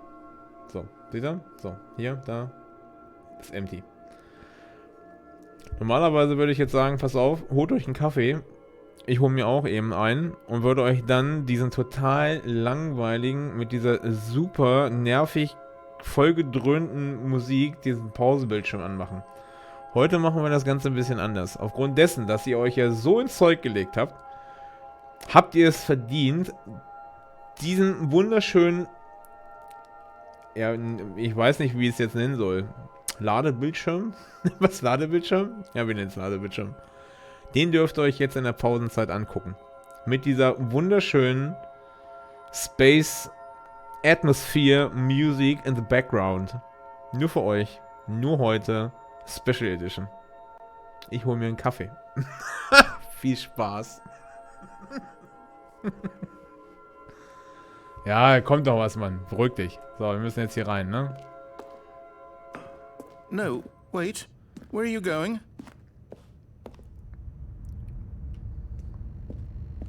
Oh no. Stay away from those stairs. If you hurt yourself, if you die, the game will reset. We'll lose all of this. Na, komm, 30 Minuten war's nicht. Please, no, Stanley, let me stay here. Don't take this from me. Please, Stanley. No! Oh, thank God. Oh, guck mal, der Scharlatan ist You auch had da. me worried there for a moment.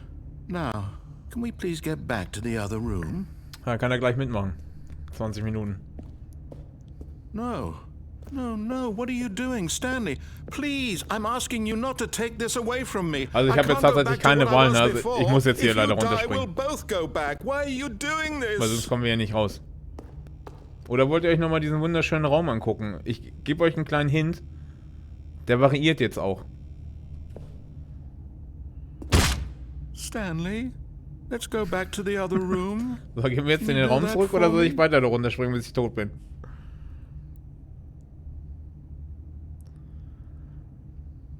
Ja, möchtest du den Raum nochmal sehen? Ah, ich bin schon schwer verletzt und ich kann nicht mehr laufen.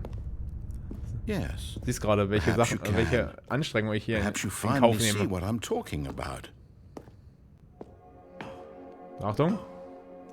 I know you'll see that we can't be happy if we leave this place. You can see that, can't you? Oh, look at this.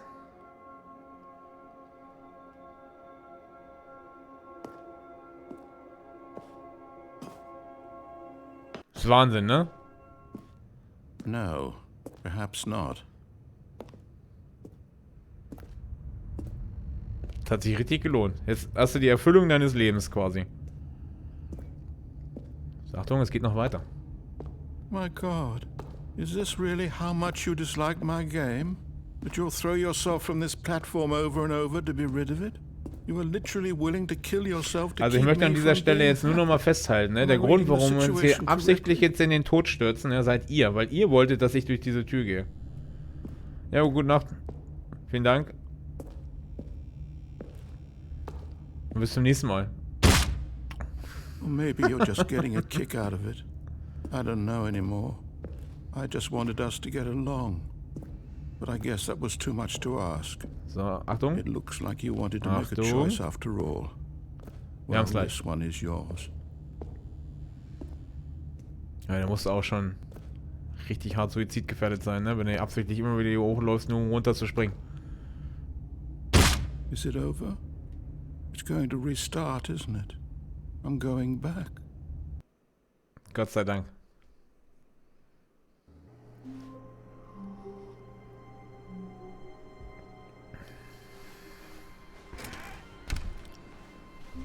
Stanley, I'm sorry, but I have to put a pause on things. It's those figurines. Oh, jetzt Those kommt's. figures. Jetzt kriegen wir unsere I Belohnung. haven't stopped thinking about them since you nabbed every last one. Wasn't it just the most intrinsically fulfilling moment of your entire life? Didn't it fill you to the brim with inner richness? Jetzt kommt die Trophäe. Yes, I Achtung. know we're supposed to be Aufpassen. telling a story, but won't you please indulge me with one more trip back to the memory zone? I would love nothing more than to revisit the figurines. Just one more time. Okay, das überrascht mich jetzt ein bisschen, weil normalerweise kommst du in diese Memory Zone nur über einen mega harten Umweg. Sieht man übrigens auch in meinem Video zum zweiten Part unter... Muss ich Schleichwerbung machen. Da gibt es den zweiten Part, da bin ich auch in dieser Memory Zone. Und dann seht ihr mal den Weg, wie man da eigentlich hinkommt. Der ist nämlich richtig kompliziert.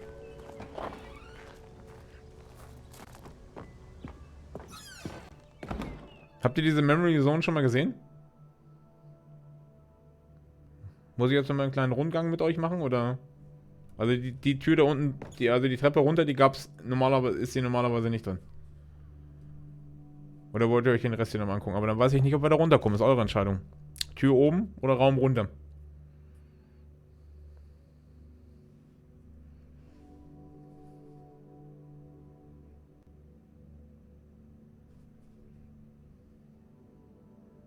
Runter?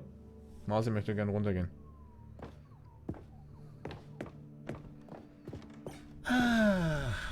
Here's where it all began. The first collectible. Back then, we had no idea of how many of them we'd find. Sure, it said 6 right there on the screen, but how could we know for certain? We were so innocent.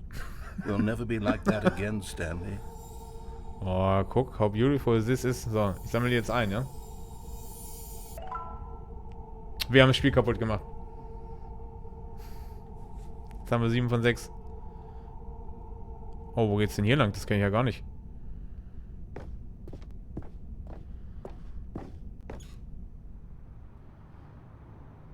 And here was a second Stanley-Reen. Oh, You found this what? one all on your own, just by poking around in the warehouse. You did that, Stanley. I'll be honest. Back then, I had no faith in you to find any of them, let alone 6. But you continue to surprise me in all sorts of mundane, unremarkable ways. Okay, jetzt geht's hier richtig ab. Also tatsächlich ist man hier nur über den Vent beim ersten Mal hingekommen. Und auch das war nicht ganz so einfach. Okay, let's do a little quiz. Which of these rooms was the room you found your third mini-Stan? Can you remember? So, jetzt gucken wir mal, wie viele von euch jetzt tatsächlich meine Videos im Offline auf YouTube angucken. Weil ich weiß es. Wisst ihr es auch? Na gut, ihr müsst ja nur den Stream verfolgt haben, um festzustellen, welche ich in diesem Stream heute eingesammelt habe. Aber was war meine dritte Figur? Unter der Treppe oder im Badezimmer vom Boss?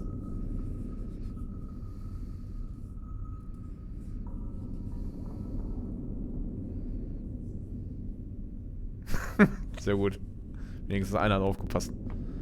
Tatsächlich schon, ja.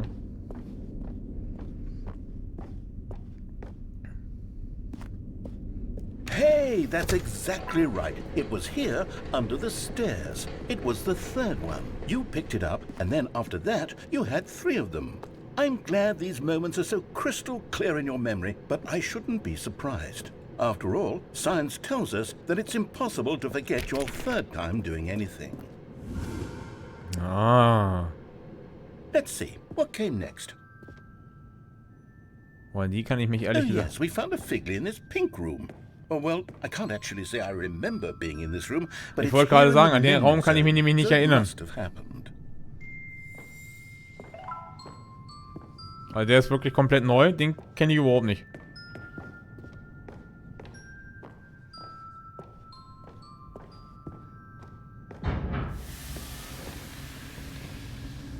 Das wird immer abgespaced hier drin, Mann. This was the fifth mini Stan, and this one was really something special. Ja, hier haben wir tatsächlich am It was Anfang des behind Streams the boss's eingesammelt. office. I remember it so clearly.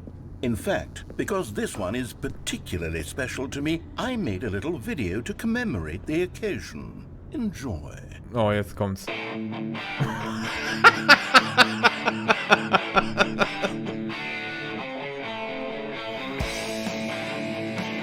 Oh, ist das AC/DC, Mann? Jetzt wird bestimmt gefleckt, Mann.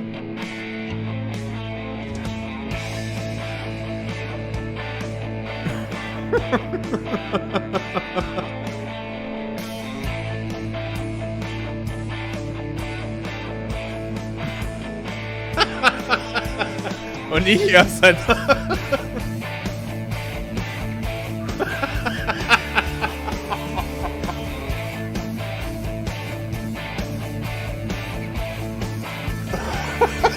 So Narrator. Takes you back, doesn't it? I spent a lot of time making that video, but Kann it ich was bestätigen, 8 minutes Videos I auf- wouldn't have spent on anything else. Also, Videos zu produzieren ist wirklich anstrengend und kostet wirklich viel Zeit, kann ich bestätigen. Geile Musik, da kann man direkt den Rave starten. Was? Alter, den Rave startest du doch nicht bei einer Rockmusik, Mann. Was stimmt mit dir nicht? Jetzt mal wirklich. No Video Editor Skills. Ich fand das, dafür war das schon ganz ordentlich. So, And then, hier. Stanley, then we came to the last collectible, the final figurine, right here by the red and blue doors. This memory is the most distinct and clear in my mind, perhaps because it was the one that happened more recently than all the others. Who can truly say Ja, how the in mind deiner works? Welt geht das, in All I meiner know Welt, is that ja, this da is macht the man keinen moment Rave where zu you sowas. picked up a Figley and I thought to myself, yes, Moshpit that's oder sowas, all of ja, them. aber They're kein Rave. all collected. It was a moment unlike any other. Gott sei Dank. Except for the other moments picking up figurines, which it was exactly like. Wir haben jetzt 12 von 6. Okay, diesmal keine Entscheidung.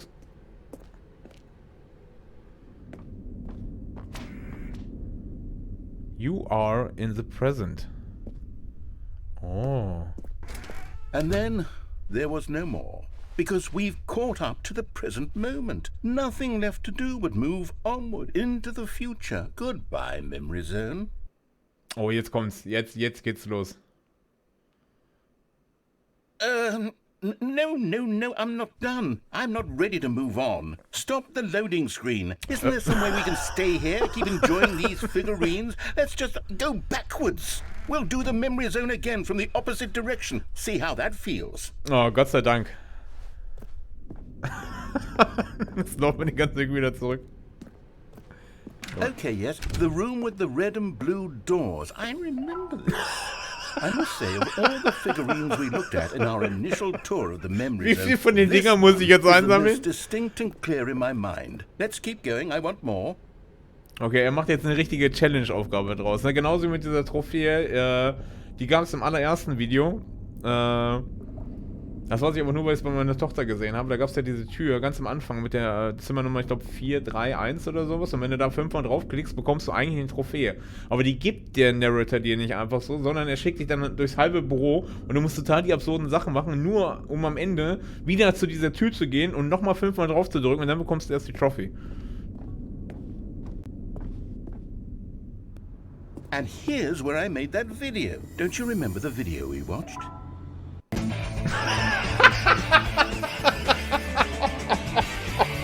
Yes, I love that video. Oh Mann.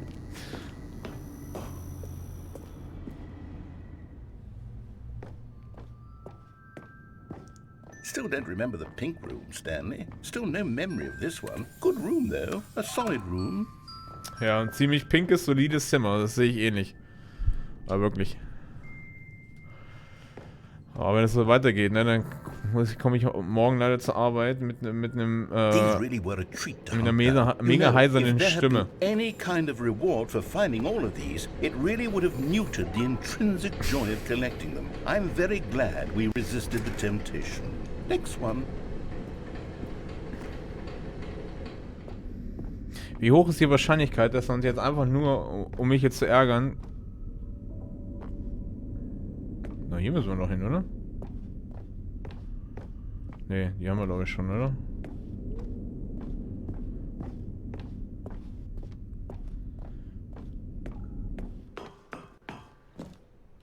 This was our second Figley. Don't you remember? Yes, I remember it too.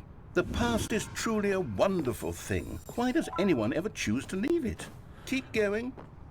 Also wenn ich jetzt nicht mega hart auf diese Trophies geiern würde, ne, dann würde ich jetzt einfach mal ausprobieren, okay, was passiert jetzt eigentlich, wenn wir jetzt hier runterspringen und sterben?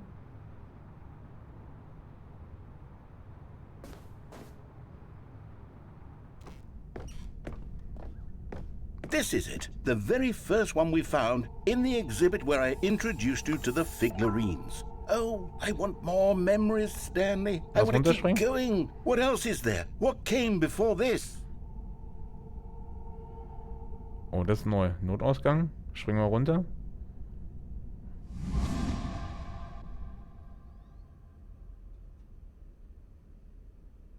Nein.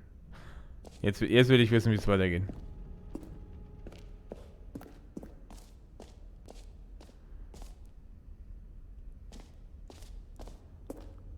Oh, hier kann ich mich dran erinnern. Look, it's the terrible new content that we were originally sold on.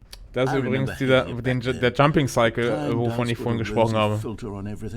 In fact, I dare say I'm actually quite fond of it now. Look how much fun the past is. I want more. More memories. Es gibt nochmal ein Flashback zu allen Sachen, die ich bisher gemacht habe. Das Spiel fängt tatsächlich ganz simpel in einem Büro an, aber das nimmt teilweise so absurde Szenen an, dass das... Also ich weiß nicht, wie man auf sowas kommt. Oh yes, the two doors. Who could have forgotten that? A classic memory, this one. Okay. Das fängt jetzt wieder bei uns im Büro rum. Also ja, siehst du es? Da fängt das Spiel eigentlich an. Und dann lässt sich das Spiel völlig frei laufen. Also du hast nur den Narrator, der dir so ein paar Rahmenbedingungen gibt, aber du musst dich ja nicht dran halten. Also du kannst ja im Grunde genommen tun und lassen, was du willst. Anfangs war es noch relativ verständlich, aber wie gesagt, ich nehme jetzt schon den dritten Part auf und ich habe es immer noch nicht verstanden. And before everything else, there was your office. Is there anything else? Was there something that came before your office? There's something I feel I can remember. I can remember. Der Ladebildschirm. Oder die Uhrzeit, die Uhreinstellung. Yes, I'm remembering something now. I remember before this whole story got started. Back then I was different. I used to make big decisions. I was passionate. I was skeptical. I weighed each decision with profound thoughtfulness. And then somewhere along the way, I stopped making decisions. I became lazy. And I came up with a character named Stanley to do my thinking for me. He would make the decisions, he would decide which way to go. Oh, den hast du jetzt lange gesucht, diesen Emote, oder? Why did I invent Stanley? Was I lonely? Yes, perhaps that's it. Perhaps I needed to imagine I had companionship. And Stanley really did make for a wonderful companion, even if he was a fiction. But I suppose it's grown old. I want to think for myself again. I want to go back to how it used to be. Yes, I can be on my own again. I can do it. I'll be stronger this time. I'll take care of myself. I don't need Stanley anymore. Oh, but he truly was so much fun to play with. You know what? Since we're in the memory zone, how about one more good memory? Let's go back just once and give Stanley one more run of the office, and then I'll retire him for good. I did enjoy telling his story so very much. Okay, here we go. This is the story of a man named Stanley.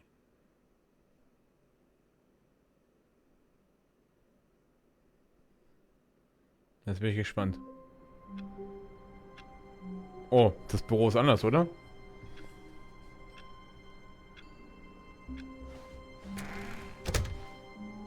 Na, sollen wir den Eimer mal mitnehmen? Kannst du demnächst mal ein paar Online-Shooter spielen? Würde ich auch mal interessant finden. Also ich habe tatsächlich vor, sofern Twitch mir das freischaltet, euch die Möglichkeit zu geben, den einen Titel, den ich spielen soll, auszuwählen. Ne? Es gibt ja wie gesagt diese Ingame-Währung, die ihr quasi durch Stream ja oder durch Zuschauen erhalten könnt. Das funktioniert aber aufgrund bei mir aktuell noch nicht, weil zu wenig Follower und so. Aber wenn das mal freigeschaltet ist, ne, dann könnt ihr Punkte sammeln, indem ihr den Stream guckt und dann könnt ihr diese Punkte investieren. Ja? Ich muss nur mal gucken, wie hoch ich das ansetze. Und dann könnt ihr theoretisch gesehen den nächsten Titel, den ich spielen soll, auswählen. Das ist der Plan, aber ich kann's halt aktuell noch nicht freischalten. Ich arbeite noch dran. Aber wenn, ist sowas eine Top-Möglichkeit. Also wenn ihr wollt, dass ich irgendwann mal bewusst irgendein Spiel spiele, ne, Punkte sammeln, Punkte ausgeben, Titel reinschreiben, was ich spielen soll und dann muss ich den nächsten Stream dann spielen.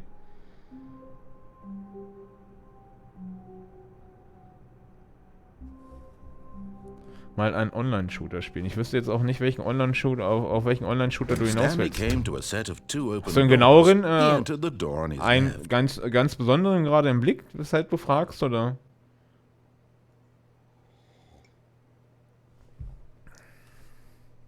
Achso, wir haben den Arm jetzt gar nicht mitgenommen, ne? Okay, links oder rechts, eure Entscheidung?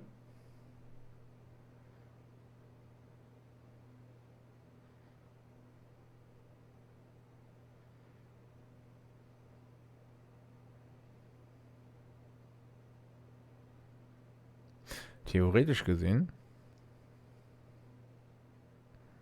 Links? Nein, Marci kann dir dein Trinkgeld nicht geben.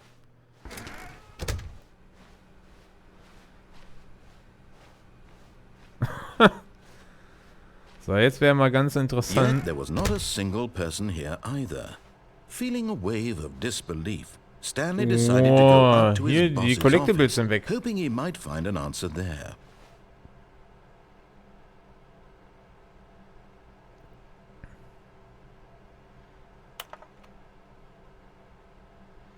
Papers are too synergized. Fire paper guy. Hire somebody to fire the paper synergism guy.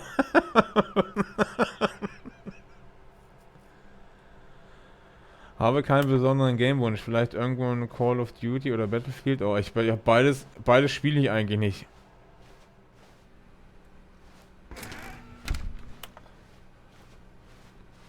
Coming to a staircase, Aber ich kann ja mal Stanley gucken. walked upstairs to his boss's office.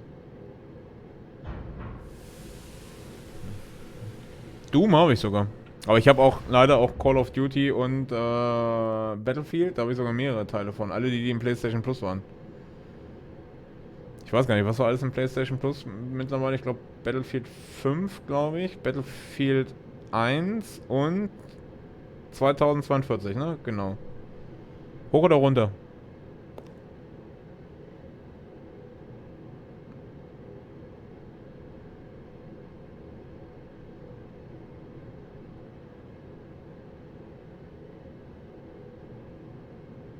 Hoch? Oh, sogar beide zeitgleich.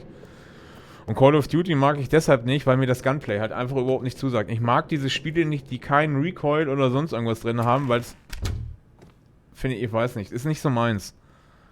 Da fehlt mir irgendwie so ein bisschen der Impact, weil du kannst hier, aber in Call of Duty kannst du theoretisch gesehen mit einer Schrotflinte genauso schnell schießen und Leute umflexen wie mit einer Piste, so, weißt du? Und das finde ich so. Ich wiederhole nochmal, das beste Gunplay aktuell, meiner Meinung nach, und das schon seit 10 Jahren, hat Destiny. Punkt. Und da können sich viele Entwickler noch eine Scheibe von abschneiden. So, rechts Fahrstuhl, links Büro. Ist sogar schon auf. Könnt ihr euch aussuchen.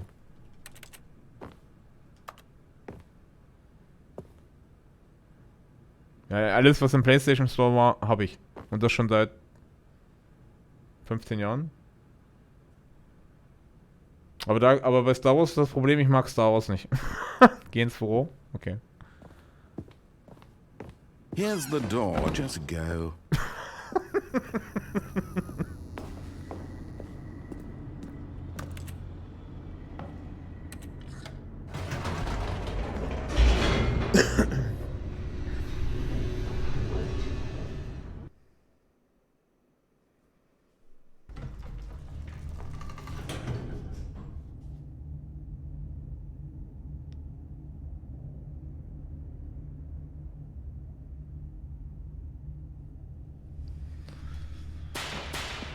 Büro wird renoviert.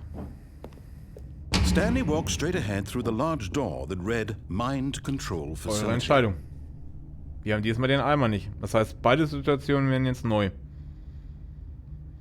Also wir könnten theoretisch gesehen den Strom nochmal anschalten, um zu gucken, was dann passiert. Oder wir gehen durch den Escape Room und gucken, was dann passiert. Weil beide Male hatten wir den Eimer dabei, der beschützt uns diesmal nicht.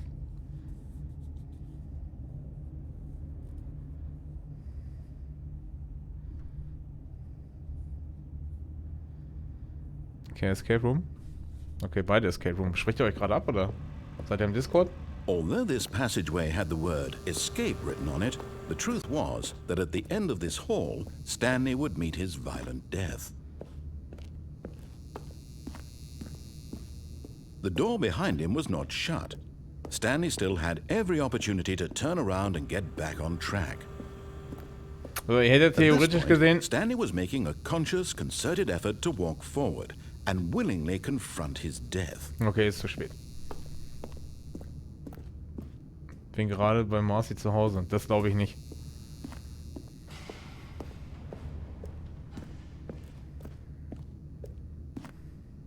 Oh mein Gott. So, ich habe gedacht, diesmal zerschellen wir auf dem Fußboden.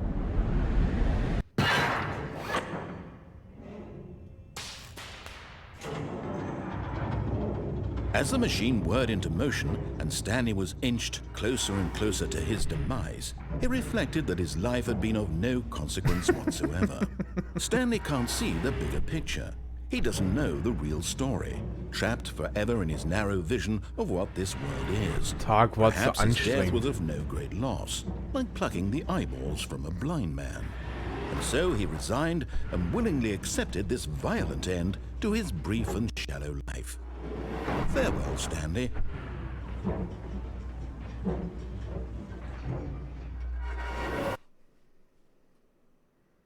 Okay. Farewell, Stanley, cried the narrator, as Stanley was led helplessly into the enormous metal jaws.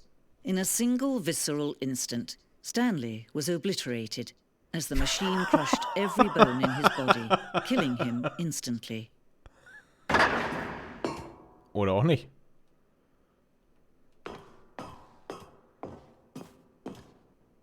And yet it would be just a few minutes before Stanley would restart the game, back in his office, as alive as ever.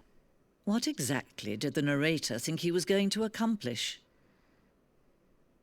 When every path you can walk has guck mal, been das ist ja auch created anders for you jetzt. long in advance, death becomes meaningless, making life the same.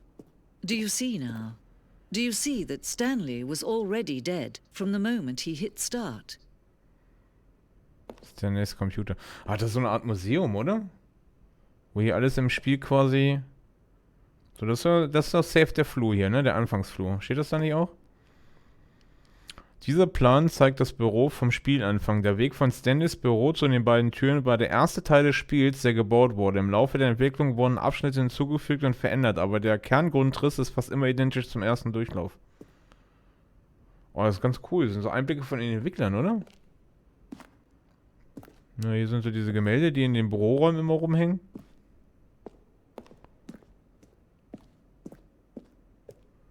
Das Büro. Okay, die unterschiedlichen Türen, zumindest einige davon.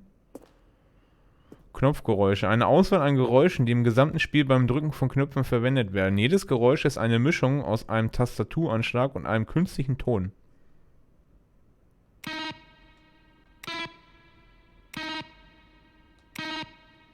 Okay.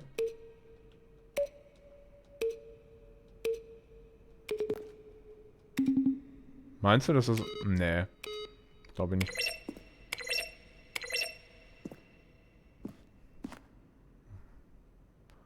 Ich glaube nicht, dass das seine Erinnerungen sind. Ich glaube tatsächlich, dass das hier so eine Art Aktenschränke von den Entwicklern zur Verfügung gestellt wird. Damit du dir mal die Sachen angucken kannst.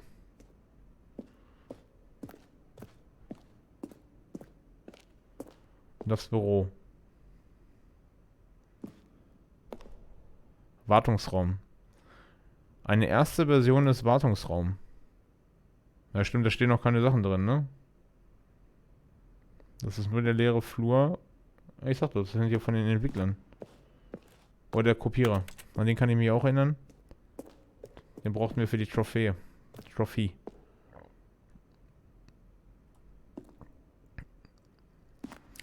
Im Dezember 2018 kündigten wir bei den Game Awards die Ultra Deluxe Version von The Stanley Parable an. Dies sind die Screenshots von Videos, die wir für die Ankündigung und Verzögerung des Spiels gemacht haben. Okay.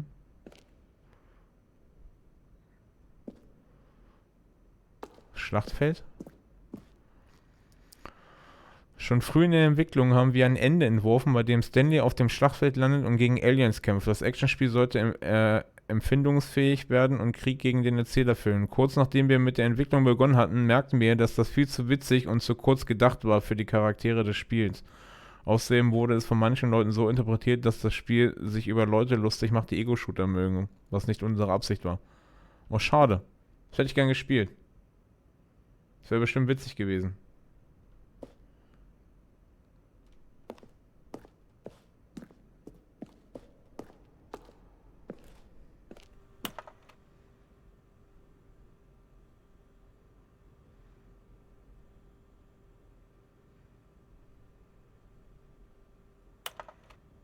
Hallo, ich kann das gar nicht so schnell lesen, Mann. I wanted to tell you, I like the Stanley Parable. Achso, das sind Comments, oder? Ja, okay, das sind Comments. Oder E-Mails. Erzähler-E-Mails. Nach dem zweiten Trailer haben wir die Leute darum gebeten, dem Erzähler Fragen per E-Mail zu schicken, obwohl wir für diese weiteren Promo-Material eingeplant hatten. Aber wir keine perfekte Anwendung dafür gefunden haben. Hier sind einige dieser E-Mails.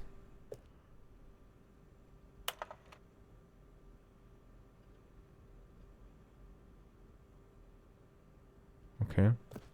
Was lustig, dass wir die Spieler so mit einbezogen haben. Die erste Version der Launch.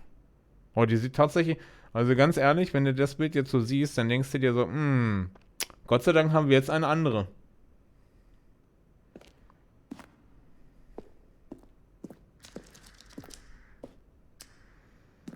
Der Wohnungstimer. In einer frühen Version der Entscheidung, die zum Apartmentende geführt hat, hatte ein Timer einen 15 Sekunden Zeit gegeben, um ans Telefon zu gehen. Wenn man nicht ans Telefon gegangen ist, hat das einen zu einem anderen Ende geführt. Okay, das kenne ich nicht. Lastenaufzug, den kenne ich auch nicht. Die zweite Version ist funktional die gleiche wie dem im finalen Spiel, aber wir wollten, dass es mehr wie ein Ort aussieht, an dem tatsächlich Fracht gelagert wird. Ach doch, klar. Aber der sieht jetzt wirklich ganz anders aus.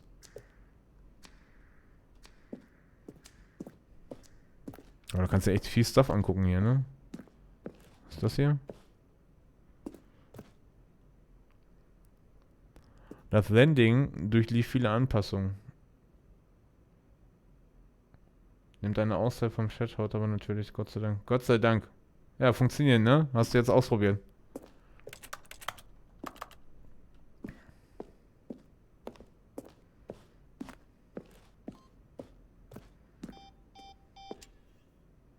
Okay, den Aufzug, den haben wir auch schon mal gesehen. Echt viel Stuff, was du dir hier angucken kannst.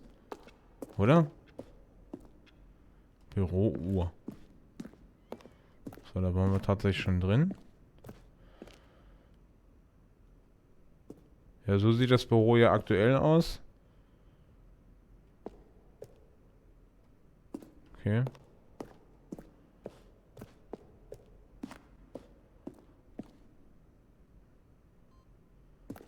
Party for him for all his button pushing. Does that sound plausible to you? Outtakes vom Erzähler. So, wie kommen wir jetzt hier wieder raus? Das ist jetzt die spannende Frage. Wahrscheinlich so, wie wir reingekommen sind, oder?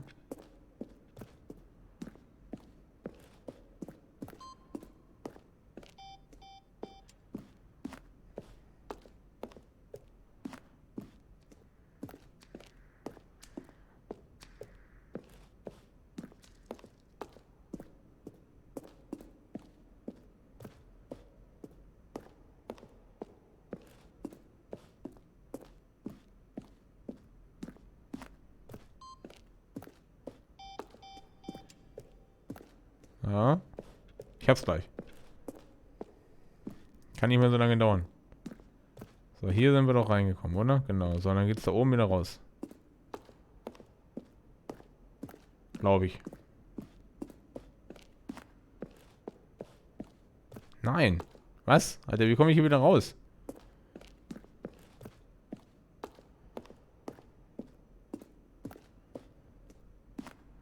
So, da oben nicht. So, hier waren wir.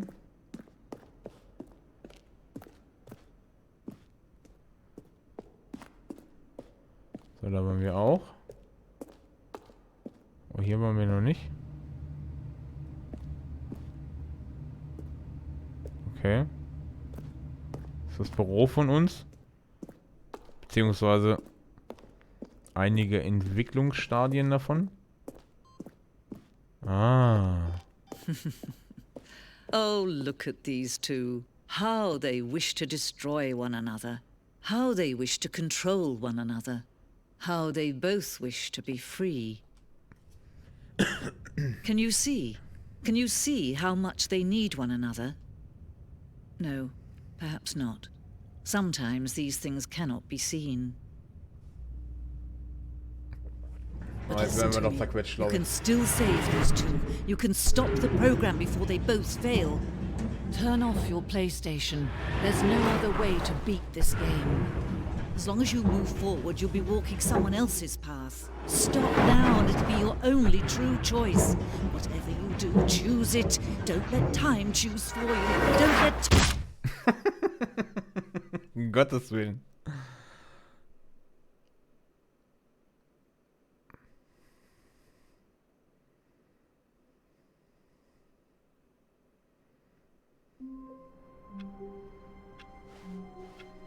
All of his co-workers were gone.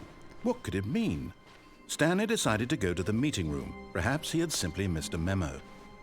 So, theoretisch gesehen gibt es jetzt, glaube ich, nur noch eine einzige Option, die wir noch nicht ausprobiert haben. Oh, sieht anders aus hier, oder? When Stanley came to a set Ah, of two wir gehen- open doors, wir gehen he links. entered the door on his left. So, hier ist wieder der Meetingraum. Yet there was not a single person here either. Feeling a wave of disbelief, Stanley decided to go up to his boss's. Coming to a staircase, Stanley walked richtig, wir gehen jetzt upstairs hier to hoch. his boss's office. So, dann gehen wir jetzt hier rein. Here's the door, just go.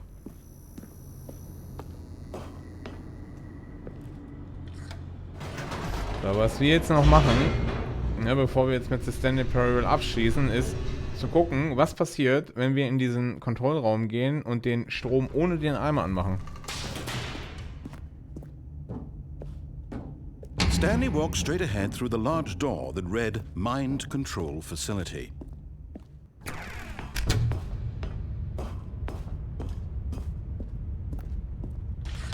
The lights rose on an enormous room packed with television screens.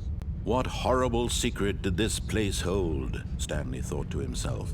Did he have the strength to find out?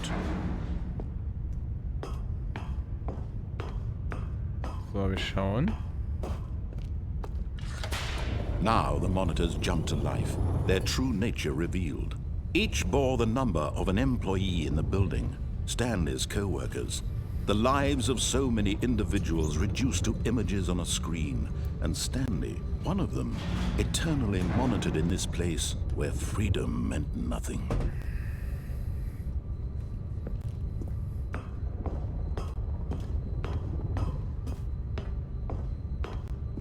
It's amazing. It's absolutely This amazing. mind control facility, it was too horrible to believe. It couldn't be true. Had Stanley really been under someone's control all this time?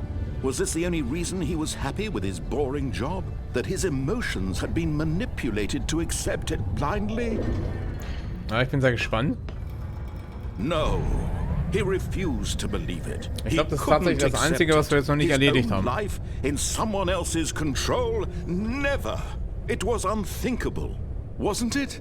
Was it even possible? Had he truly spent his entire life utterly blind to the world? Gott sei Dank. So, But here Achtung. was the proof. The heart of the operation. Controls labeled with emotions. Happy or sad or gehen jetzt hier rein. content. Walking, eating, working. All of it monitored and commanded. Wir haben es ja from vorhin this mit dem Eimer very gemacht. place. Da haben wir And as diesen the cold Entenbildschirm reality gekriegt. of Jetzt his machen wir es past ohne began Eimer to und jetzt sink gucken wir mal, in, was jetzt passiert. Stanley decided that this machinery wouldn't... Oh, Stanley, you didn't just activate the controls, did you? After they kept you enslaved all these years, you go and you try to take control of the machine for yourself. Is that what you wanted? Control? Oh Gott. Stanley, I applaud your effort, I really do. But you need to understand, there's only so much that machine can do. You were supposed to let it go, turn the controls off, and leave. If you want to throw my story off track, you're going to have to do much better than that. I'm afraid you don't have nearly the power you think you do. For example, and I believe you'll find this pertinent, Stanley suddenly realized he had just initiated the network's emergency detonation Was? system. In the event that this machine is activated without proper DNA identification, nuclear detonators are said to explode, eliminating the entire Du complex. Scheiße. How long until detonation then? Let's say... Meinst du, es kommt gleich ein Alarm? Auf Now, was? this is making things a little more fun, isn't it, Stanley? It's your time to shine. You are the star. It's your story now. Shape it to your heart's desires. Oh, this is much better than what I had in mind. Was muss ich What a machen? shame we have so little time left to enjoy it. Mere moments until the bomb goes off. But what precious moments each one of them is. More time to talk about you, about me, where we're going, what all this means. I barely know where to start. 1. What's that? You'd like to know where your co-workers are? A moment of solace before you're obliterated? Zeigen wir den Monitor an, was ich I'm drücken in a muss? good mood. You're gonna Da steht die überall 1 anyway. drauf. I'll tell you exactly what Ah, mir läuft die happened. Zeit weg, Mann, Alter. Was muss ich I machen? erased them. I turned off the machine. I set you free. Drück alle Of Knöpfe, course, ja, that das was hilft merely in this safe. instance of the story. Sometimes when I tell it, I simply let you sit there in your office forever, pushing buttons endlessly and then dying alone. Other times, I let the office sink into the ground, swallowing everyone inside, or I let it burn to a crisp. I have to Inkorrekt. say this, though, this version of events has been 3. rather amusing. 3, Watching you 3. try to make sense of Wo die everything 3? and take back the control wrested away from you, it's 1, quite rich. 2. I almost hate to see it go. Ist da oben die 3? I'm sure whatever I come up with on the next go-around will be even better. My goodness, only 34 seconds left. But I'm enjoying Nee, it so 4. much. Verdammt. You know what? To hell with it. I'm going to put some extra time on the clock. Why not? Oh, Gott sei Dank. These are precious additional seconds, Stanley. Time doesn't grow on trees. Oh dear me, what's So, the da ist matter, 5. Stanley? Wo ist 3? Is it that you have no idea where you're going? Ach, echt or jetzt? what Die you're Zeit supposed to be läuft. Na, doing Gott sei right Dank. now? Ist mir gar nicht Or did you aufgefallen. just assume So, das ist die you saw 3. a timer Habe ich jetzt that gedrückt. something in this room was capable of turning it off? I mean, look at you. Running from button to button, screen Incorrect. to screen, clicking on every little thing in this room. These numbered buttons, no, these colored ones. Or maybe this big red button, or this door. Everything, anything, something here will save me. Why would you think that, Stanley? That this video game can be beaten? Won? Solved? Do you have any idea what your purpose in this place is? Was ein Arschloch, Mann. You're in for quite a disappointment. But here's a spoiler for you. That timer isn't a catalyst to keep the action moving along. It's just seconds ticking away to your death. You're only still playing instead of watching a cutscene. Oh mein because I Gott. wanna watch you for every moment that you're powerless. To see you made humble. This is not a challenge. It's a tragedy. You wanted to control this world, that's fine. But I'm going to destroy it first. so you can't. Take a look at the clock, Stanley. That's Scheiße. 30 seconds you have left. Ja, wo ist denn der rote Knopf? Ich hab den noch nicht gesehen. Until a big boom and then nothing. No ending here. Wo ist der rote Knopf? Blown to pieces. Will you cling desperately to your frail life, or will you let it go peacefully? Another choice. Make it count, or don't. It's all the same to me, all a part of the joke. Der große in der Mitte. I will be laughing at every second of your inevitable life from the moment we fade in until the moment I say happily ever after. Da war gar kein Knopf. Ich habe ihn nicht gesehen, wirklich nicht.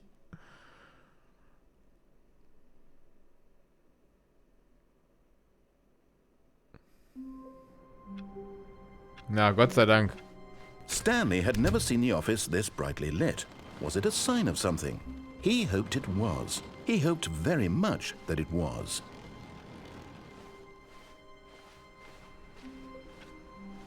So, was wir jetzt nochmal machen. An dem mittigen Pult war der, okay. A good bucket. A strong So, wir nehmen jetzt den bucket, Eimer a nochmal humble mit. bucket, a Und nehmen den Eimer jetzt mit in die of Freiheit. culture Und dann and distinction. schließen wir das Stanley Parable ab. Stanley clutched the bucket tightly to his chest and entered the door on his left. Still no one was here. Weil das haben wir, glaube ich, auch noch nicht the gemacht. bucket's warmth and comfort now more than ever.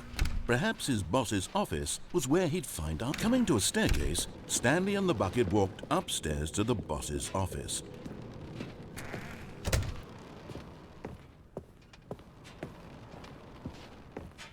Stepping into his manager's office, Stanley was once again stunned to discover not an indication of any human life. Was ist das für ein Geräusch? Crushed by the weight of this revelation, Stanley may have broken down into an emotional dumpster fire if not for the soothing presence of the bucket. Even now, in his darkest, but Stanley guessed the correct code by sheer luck. Was it that the bucket knew all along? Was the bucket guiding him? Yes, this is certainly the most logical explanation.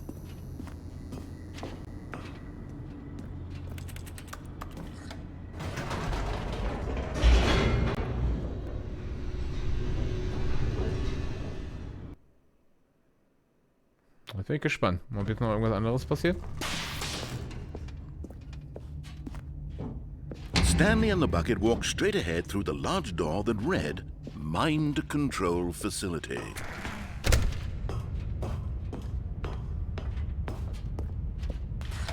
The lights rose on an enormous room packed with television screens. What horrible secret did this place hold? Stanley and the bucket both wondered to themselves.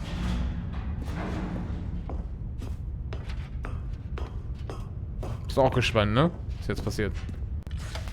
The monitors jumped to life, and Stanley nearly dropped the bucket in shock. Everyone in the office was being videotaped, monitored like guinea pigs.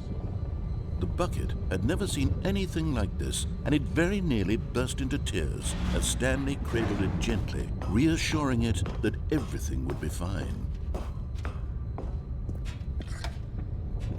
Was the bucket under the mind control facility's influence as well? Had the bucket been told to do things it didn't wish to do? What kinds of things does a bucket want to do or not want to do in the first place? These questions raced furiously in Stanley's feeble mind. No! He screamed into the bucket. He couldn't accept it. His own life in someone else's control, never! He squeezed the bucket tighter. His one friend in the entire world. At this point, he could trust no one except for the bucket.